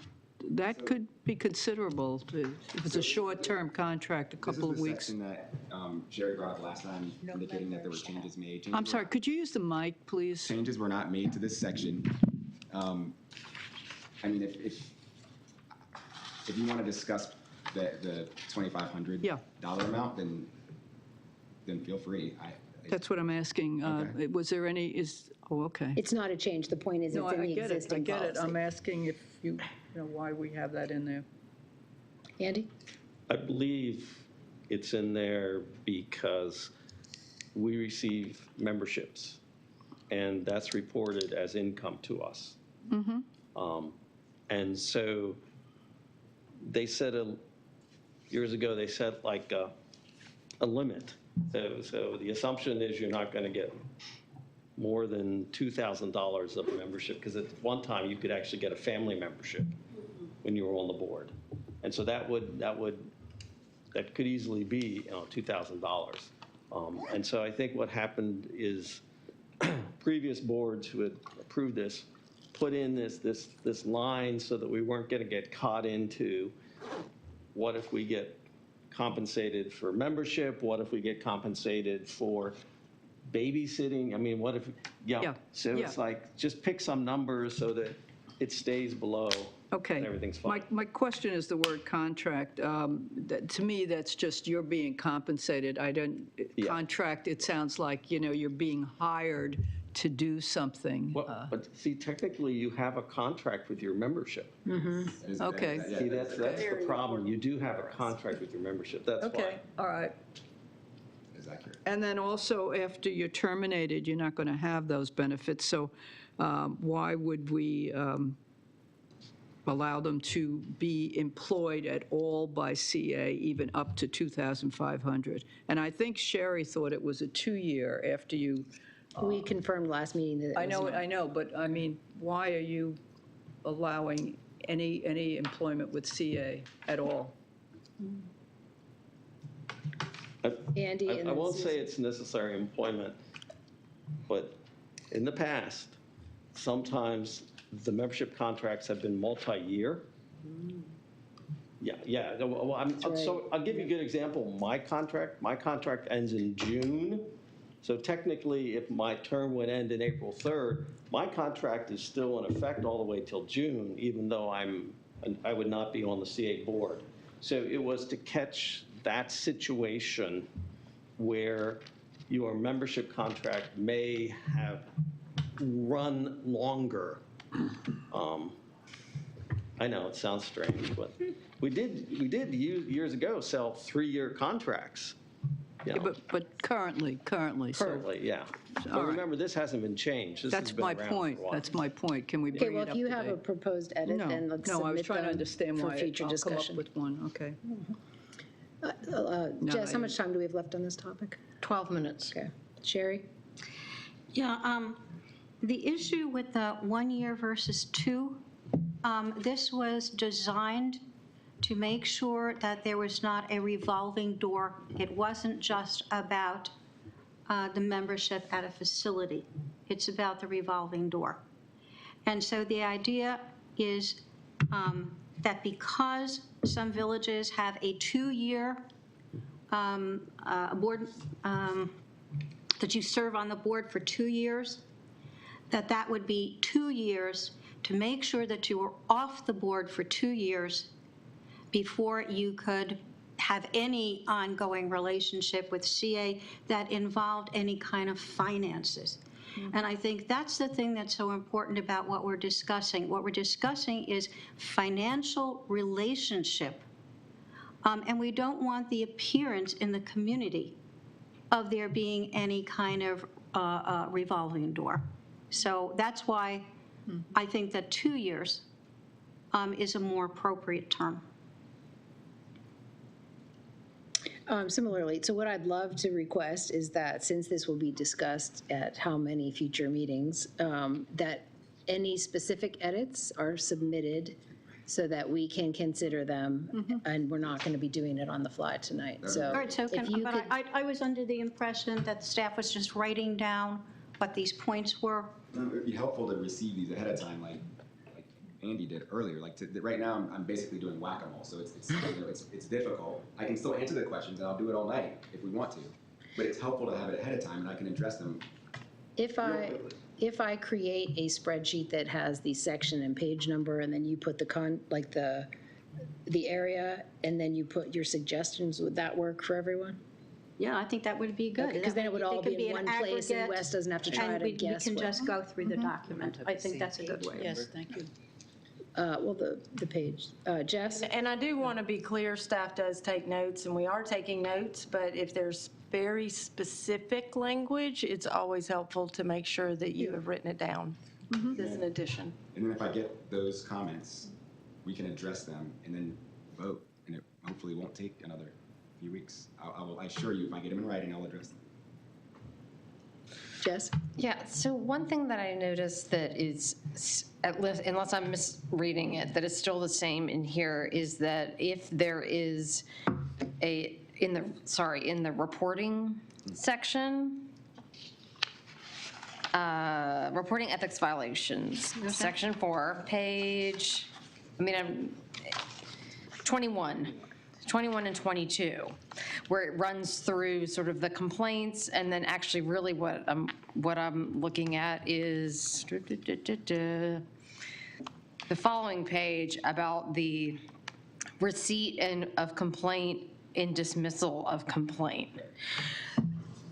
One concern that I have is that it looks at this point like that's still the responsibility of one individual to determine whether an investigation is merited. And I feel like that was something that came up in the audit committee meeting, maybe, that maybe there needs, I don't have a solution, but, is there an example of an organization where it's, a group of 3 that has to decide or something, so it's not either all the responsibility of one person or that person then has to handle whatever fallout if there is or is not an investigation. So that would be a suggestion I would think would be a good one going forward, is how do you determine that some sort of check and balance so it's not one person that has the power to investigate or not investigate. Yeah, sure. So that is a solid point there. I have seen ethics policies where when there is an ethics investigation, there's a standing committee that's created. So, like you said, a body of 3 would then make the determination as to whether it should go. Yeah, that would be my suggestion. So that's really the only comment I have. Audit committee, chair. Dick? I agree completely with you, Jess. In fact, that's one of the things in my list here. Could you speak up? I'm sorry. I couldn't hear. I agree with Jess that I don't like the idea that one person can quash an investigation. And I raised that question in my list, my 4-page list here. It didn't seem to me like that was the right way to go. I suggested maybe that a recommendation should be made that an investigation be dropped or not initiated, and that would be a recommendation. It wouldn't end there. It would go to the board to decide whether to uphold that recommendation or not. Lynn? Yeah, would it be appropriate, say, for the chair of the audit committee to be part of, say, a group of 2, 3, whatever? Or the risk management committee, both. Well, I think that would be up for, I would imagine, for staff to make a recommendation based on best practices from other organizations. No, but yeah. I'll make a general statement that as a best practice that I've seen similar to Wes, I think it's the 3-member, but it would not be, the point would not be to have a committee and then it go back to the board again, because there would be no point in having a committee if it goes back to the full board every time. So but I've seen an ethics committee that, again, is assigned at the beginning of a term, and if it needs to be convened, would convene around the issue. But then that subcommittee has the authority to make the decision. So, Eric? Would that committee be, say, for the example of CA, it'd be the audit committee? Well, it could be a standing committee. It could be whatever. I'll fashion something accordingly. But it could be just a standing committee that's enacted for just that moment, or it could be the audit or the risk committee. But yeah, I'll put some language in there accordingly. Sherry? Yeah, where the board is concerned, it would have to be a board committee, because there's confidential information, and there are people on the audit committee that are not members of the board. That's why I said standing committee. I mean, standing committee is what I'm going to put in there. I'll just go ahead and tell you, because that's the way to do it. To your point, it should be board. So a board can appoint a standing committee. It's easy to do. Yeah, and as far as best practices is concerned, in most organizations, especially larger organizations that I've worked with, a multi-member board is usually convened within human resources and brings in people from different team areas across the organization. Now, because board members are not employees, we are not staff members, we're not employees of CA, that would not be an appropriate thing So again, we have to think of a structure that fits with the requirements of our being elected and the requirements of being not employees and not staff. Susan? Yeah, I just need to make it clear that the audit committee receives confidential information of the most sensitive sorts in many cases, and that the resident members sign statements that they'll hold that information confidential. So just Right, I'm not disputing that or questioning that in any way. I'm simply saying that they're not elected members of the board. I thought I heard you say that they couldn't receive confidential information, and I wanted to. No, I understand that, but they're not sitting board members. That was my point. Correct.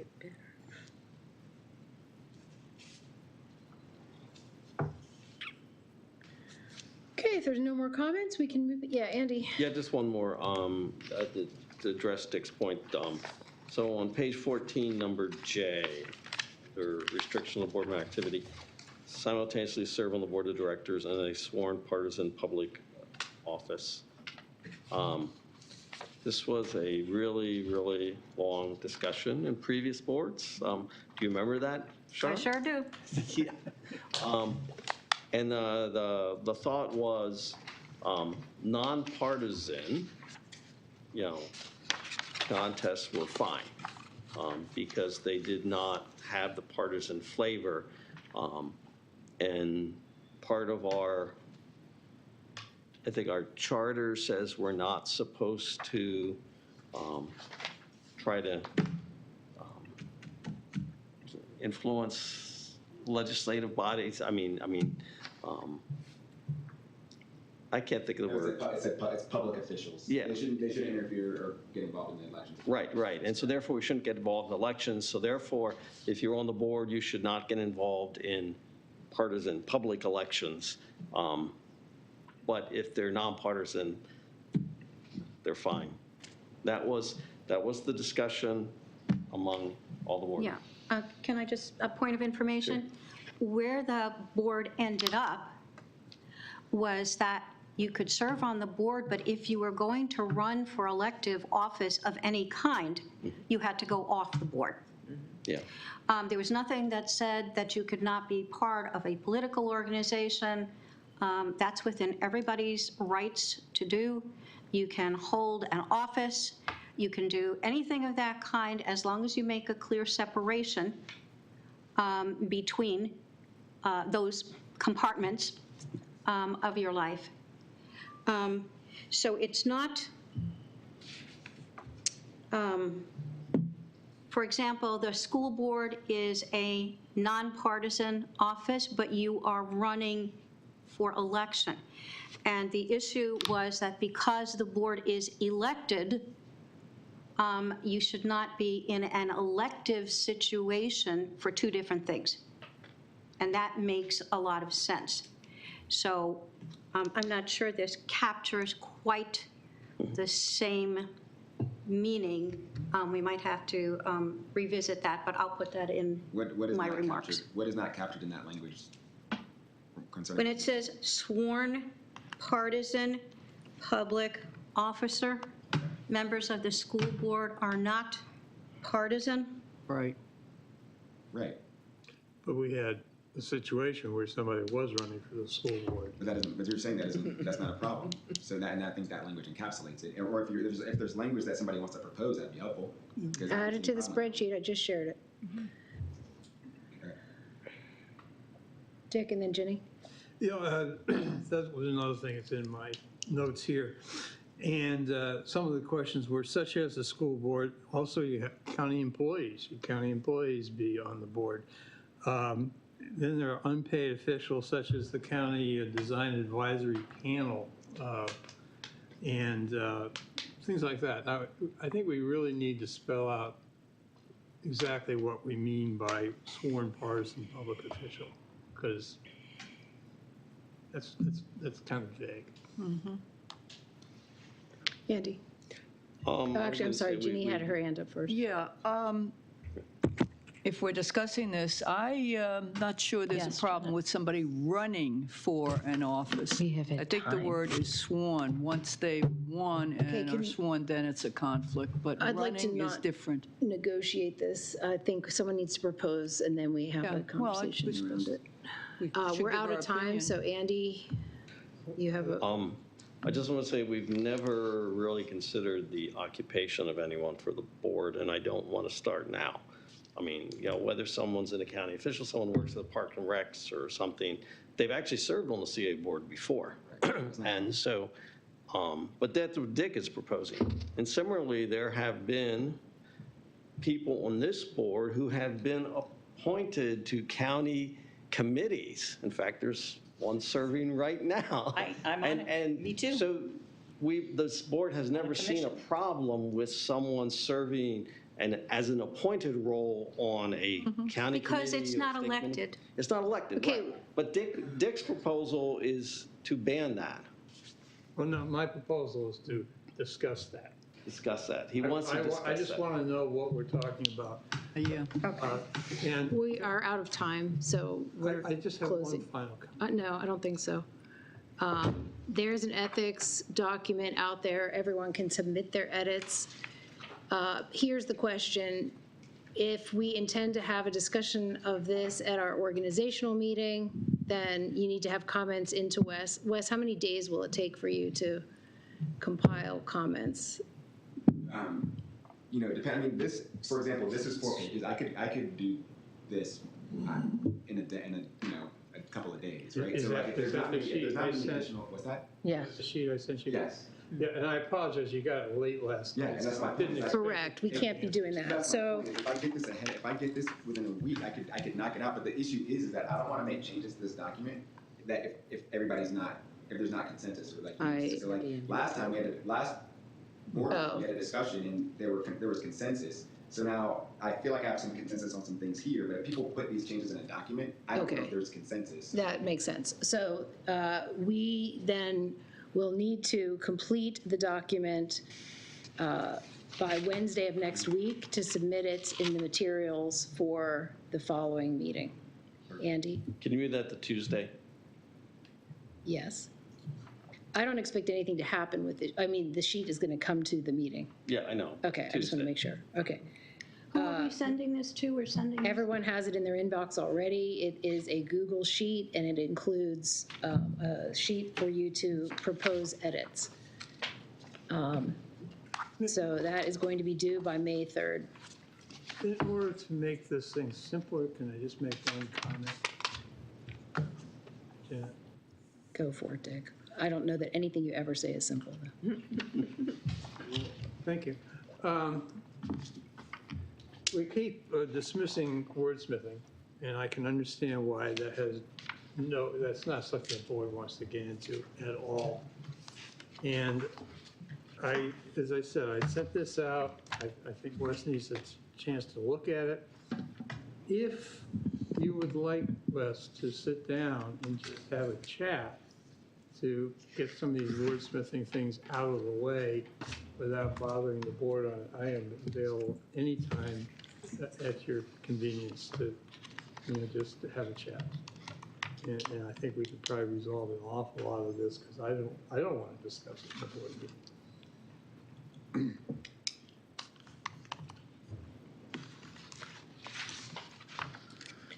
Okay, next topic, end of year highlights from Lakey.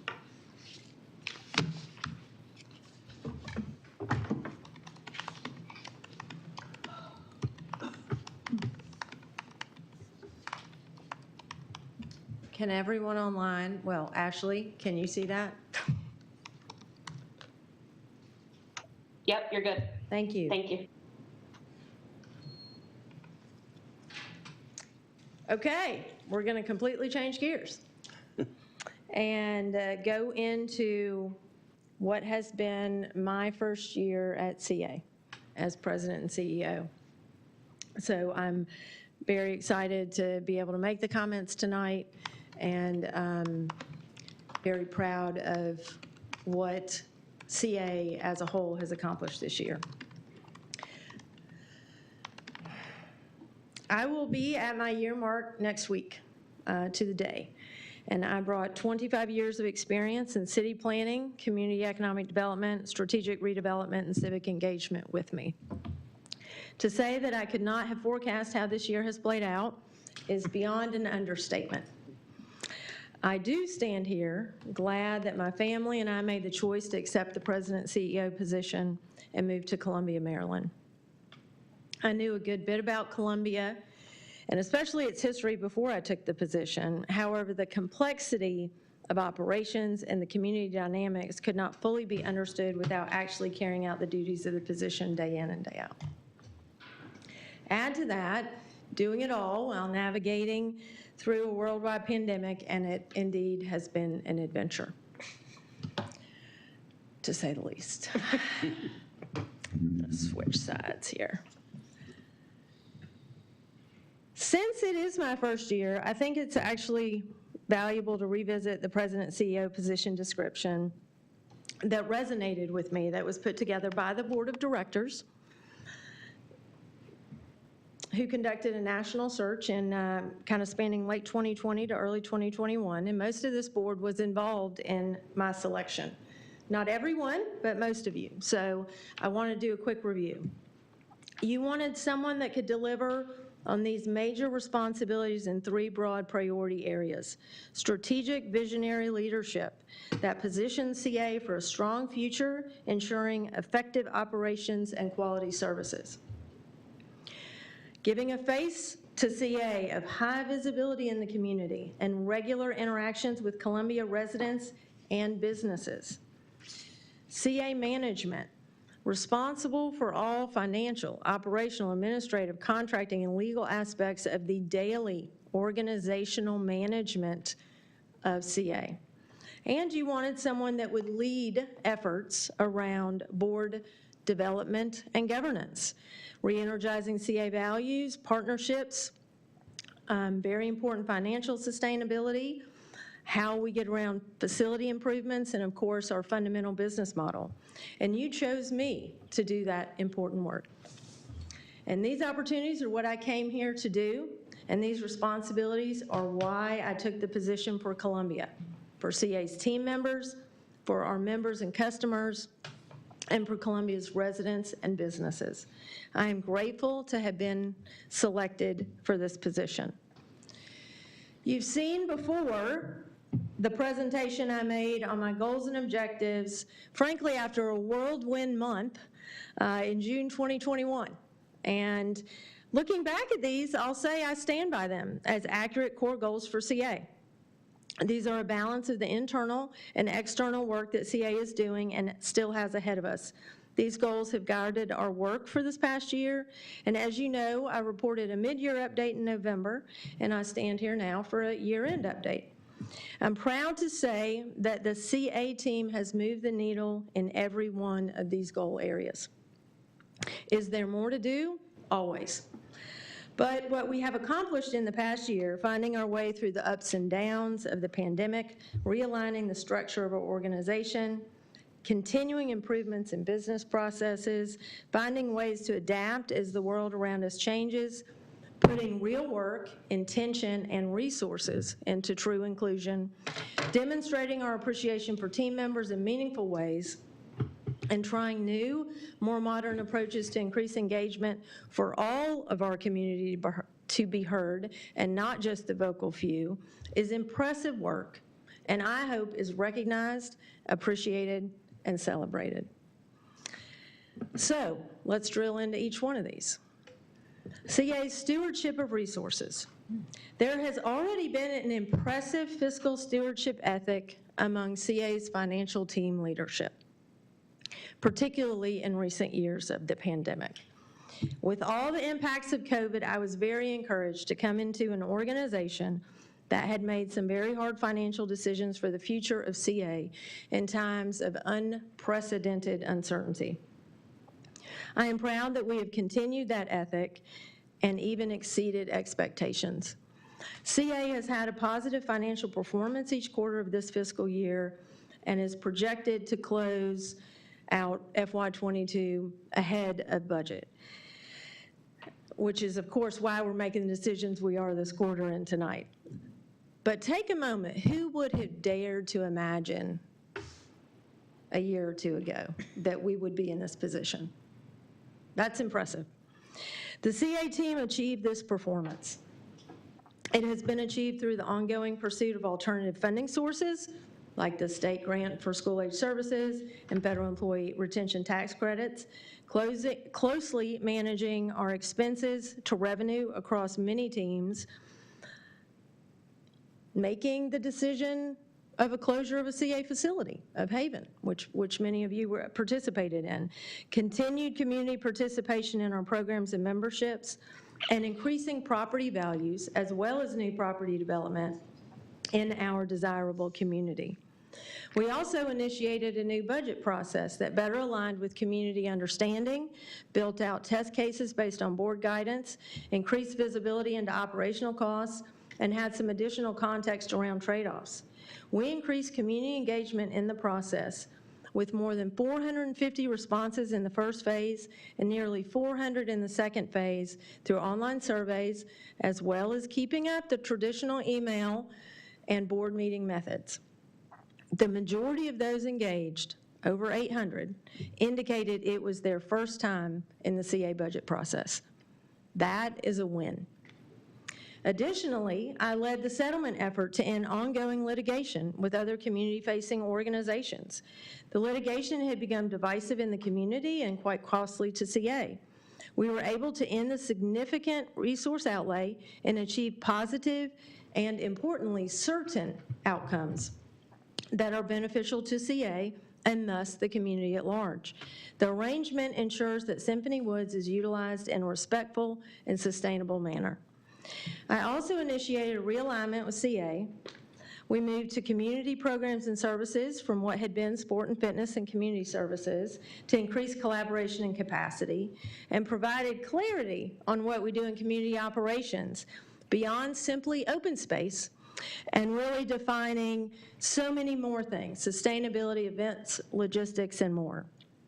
Some staffing changes were involved, and we are already seeing that mid-year change yielding some positive operational engagement and financial impacts. It has also better enabled CA to be ready with adaptive and creative strategies for supply chain, inflation, and hiring challenges that all employers and businesses are dealing with right now. CA's relevance as a key partner. So as I started my work here, I was surprised to find that CA is disconnected from some parts of our community. We seem to have pushed back from some tables, and in some cases, I've even seen pockets of distrust. From what I can tell, this is due to a variety of reasons and decisions, and COVID certainly exacerbated all of that. In order for CA to be valued as a key partner, we must be present, relevant, and collaborative. In that vein, I've had nearly 150 meetings with community stakeholders over the past year and have learned a lot. Most of those discussions have touched on wide-ranging views and opinions on what CA should be doing, could be doing, what we're doing well, and where we fall short. I have heard many valid criticisms, an assortment of creative and innovative ideas, as well as some inaccurate assumptions, and in some cases even some misinformation. Providing relevant and valuable programs and services is a key step to being a valued partner. Making sure people can understand what we do, how we do it, and most importantly, why we do it, is an ongoing endeavor that we must get substantially better at to move CA forward. I have also served on boards and committees for organizations in Columbia and Howard County, and represented CA on a metro regional leadership trip. I have participated in nearly 50 community events, ranging from attending to making remarks to being the keynote speaker, which certainly those invitations have been an honor. These are all opportunities that provide exposure for CA and our work in new and different ways. We have worked just as hard to enhance our relationships with the village community associations in Columbia. I have attended all 10 village board meetings and am already underway on my next round. We have worked diligently to improve village leadership communications, including CA staff participation in monthly village manager meetings to strengthen coordination. I am perhaps most proud of connecting with stakeholders new to CA and increasing informal partnerships with grassroots organizations in Columbia. As earning their trust around our relevance, our ability, and our intention to be a good partner for the right reasons is imperative for our shared community's future. We have been building relationships with respected partners around diversity, equity, and inclusion to serve both internal, such as team members, and external stakeholders, like community members. As such, we are also increasing the strength, directness, and frequency of messaging around DE&I from CA to external partners across the community. We have taken on a convening role among programming partners in downtown Columbia and significantly increased the organizations at the table for 4th of July festivities held at our lakefront. All of this serves to improve the perception and, of course, the reality of openness of CA leadership to being an engaged partner in meaningful, collaborative efforts that align with our mission. CA's role in community engagement. So CA has a lot more work to do in community engagement than I originally understood when I began. I have said a lot in my first year, and I know I will continue to point it out. Engagement means a truly two-way communication that translates into impact, often around defining and navigating what appropriate change is. One of the most consistent points of feedback I have heard is that CA had become focused on CA. So while I could parse out accuracies and inaccuracies in that statement, as is true in so much community work, perception does become someone's reality. So we have been working on how to build more meaningful engagement, and this is a process I'm committed to, but I do have to acknowledge it takes time and continued effort to build trust where engagement can flourish and ultimately become transformative. We have a ways to go and must be vigilant in our focus, but we are making progress. We have pushed our communications to include wide-ranging community news and events relevant to all of Columbia. We have increased CA participation at community events and ensured we have interactive exercises when we do. We've been incrementally updating our website to better reflect the breadth and depth of what CA does. We initiated the Columbia Conversation as a co-creation platform to build trust around engagement. We are updating our imagery and integrating video to better reflect our community. We updated our member surveys to capture more information about who our members are so we can ensure we are being truly inclusive in all we do. We have reformulated our summer activities at Lake Kit to include the old favorites of movies and small musical acts, while adding partners to deliver large-scale world music programming and providing our own lakefront as a venue for CA's well-regarded multicultural programming. It is so important that everyone not only feels welcomed, but experiences belonging at our lakefront and beyond. We actively promoted CA Points programs, which enables students to earn memberships through good grades and school attendance for the first time in the program's 21-year history. Good program, but not getting the good news out. We have increased our coordination among the staff liaisons to our 11 board advisory committees to add capacity and facilitate collaboration. We continued our staff engagement with HOCO by Design, Howard County's general plan update effort, as well as coordinating with county active transportation initiatives. We increased staff outreach with technical expertise to engage directly with the county legislative process, as well as sharing that information with village boards and managers. We held special interactive informational sessions with subject matter experts on COVID, public health, stream restoration, climate vulnerability, and our budget. We are launching efforts this spring to both activate and engage with community members in our facilities and open space. And we have seen continued improvements and positive feedback from our members. In our most recent results, our members who felt their expectations were exceeded outnumbered those who didn't by almost 2 to 1. Let me say that again, 2 to 1. That's an impressive differentiator, and all of those results and outcomes are due to our amazing team.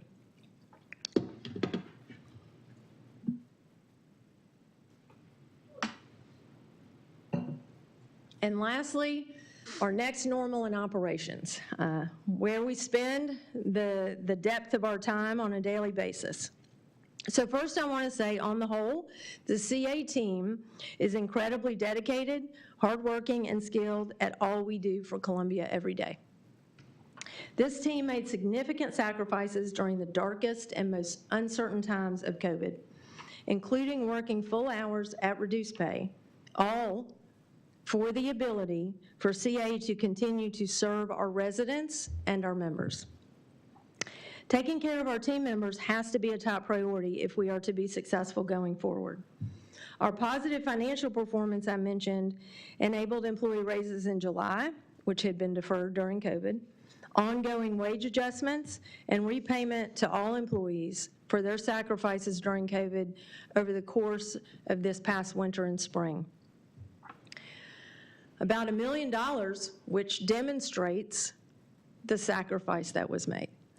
Additionally, we recently paid bonuses to employees from employee retention tax credit funding, as well as recommending to the board to allocate $3.1 million to cash reserves to ensure our organization is a stable employer and service provider in Columbia. And you did that this evening, so thank you very much for that. We initiated a business process inventory effort ahead of our CRM modernization proposal solicitation to ensure focus on business functionality and user experience. We continue to invest and enhance our cybersecurity and training since our community trusts us with their very important information. We are improving our real estate management through process improvements and increasing GIS capacity through both software and a dedicated position to ensure CA can better manage our property and physical assets as a place-based organization. In my time, I have successfully recruited 2 high-caliber new senior leaders in the office of the president and in IT, which everyone is aware of, and I just want to say they've already been positive assets to this organization in the approximately 6 months or less they have been here. I've also created new positions in my office to ensure focus on community engagement, special projects, and board operations. We have launched an asset brand effort to better integrate CA's identity into all our physical assets, facilities, open space, to improve intuitive understanding of CA's role and value in Columbia. I'm also making efforts in enhancing board of director capacity and understanding. I assisted in leading 2 board retreats, one of which included CA finance training, and the other identified strategic priorities, as has been since discussed in open board meetings. We provided board access to the DE&I workshop and pronoun training that our staff were able to do. And I had our new general counsel provide fiduciary duty training during a board meeting. We've been working on process improvements and policy updates, and I continue to strive for better communications, especially around board roles and responsibilities. Another element I'm especially proud of is working to transform the culture within CA so that we are better able to engage and serve Columbia. We have significantly increased collaboration through realignment, project work groups, and expanded team meetings. I have been strategically working with directors and managers on change management and have been pleased with the progress we are making. I believe in connecting directly with team members to understand all the parts and pieces of CA and getting perspective from the front line that is doing the work every day. I build going to where the work is into my schedule, which is energizing for me, and I'm always impressed by CA team members. I do employee forums, we're having more team gatherings and employee appreciation events.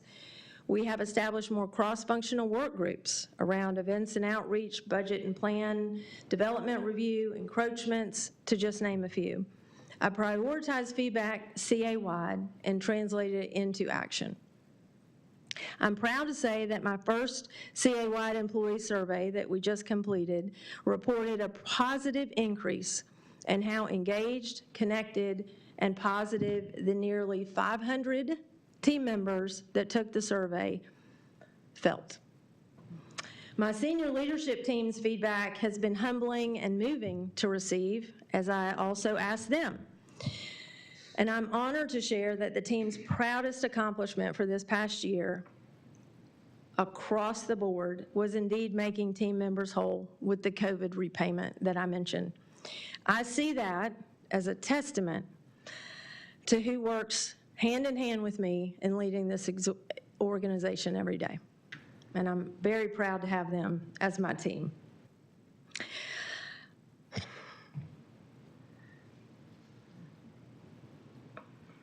I have also prioritized diversity, equity, and inclusion efforts and allocated resources by requiring a bias workshop for staff, supporting DE&I committee initiatives like adding Juneteenth as an official paid CA holiday, and elevating a senior leader to ensure ongoing focus. We have to do better inside and outside our organization on not only reflecting, but understanding and valuing who we serve across Columbia. I believe CA has to be held to the standard of walking the talk, and I am deeply proud to be leading that. So, what has my first year meant to me? All of these photos are ones that I either took as I have been out in Columbia, or I've been part of being taken because I was doing something out in Columbia. And I can never say how deep my gratitude is for our team members.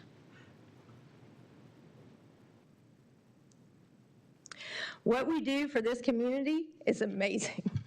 It's transformative and the backbone of what makes Columbia, Columbia. As I always say to team members, but can never say enough, thank you.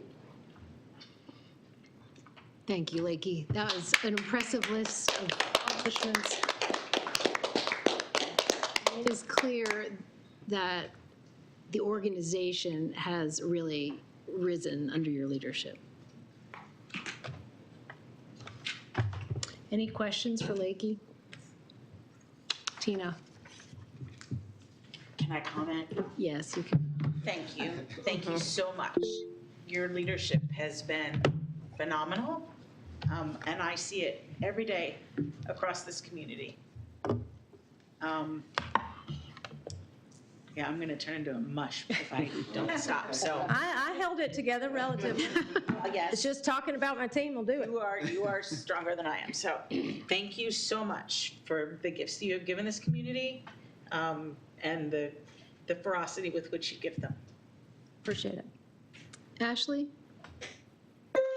Yes, sorry, ignore the 10-month-old that is also kind of voicing her opinion. I wanted to echo, I haven't heard like the kind of praise for a CA president like this since Maggie Brown was filling this office, like the kind of community engagement and presence and talking to all level of employees and coordination. So it's definitely been felt within the community, the presence for sure. Like it's an echo chamber. Thank you. Andy? Really nice job, Lakey. Thank you very much. You definitely hit the ideas that we had expressed when we were looking for the new president. Can you send us a copy of the briefing? Sure. Because, I mean, it's a great summary, which I'd like to kind of use in some of my articles, if that's okay. I'd be happy to. Thank you. Mm-hmm.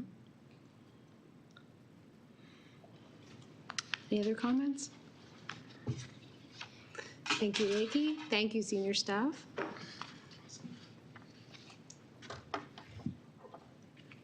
Okay, we are moving on to the questions only portion of the agenda. Any questions? And this does require questions.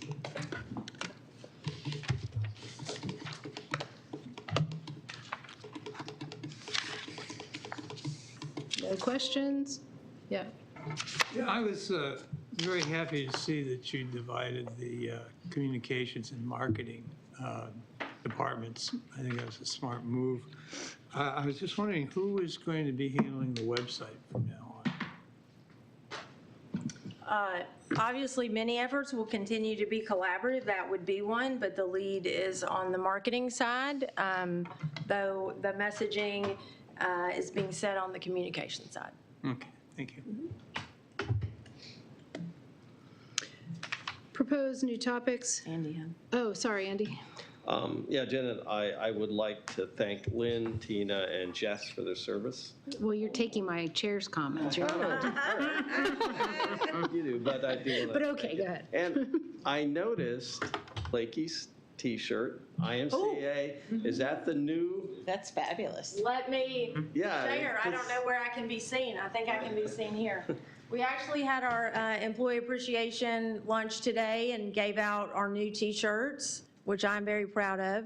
So on the front, they say IMCA. It's a little colder than it was supposed to be on April 28th. Yeah. So on the front, it says IMCA. And on the back, we are Columbia.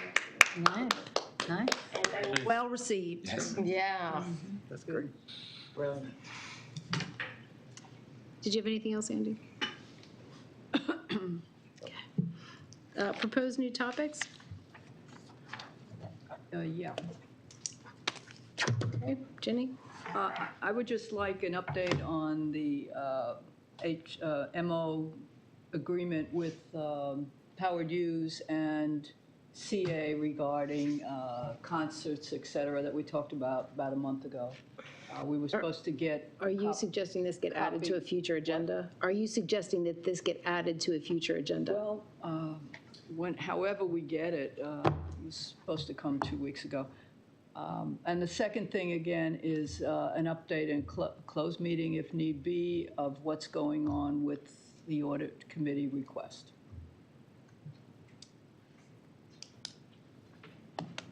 That's it. Anything else? The question of whether the board, how the board's going to be notified if we have to dip into our reserves. And I have a couple of other things too. The Inter Arbor easement amendments that we're going to be doing. And also we're going to be getting a global agreement with Inter Arbor and DAC and IMA. Haven't heard anything more about that.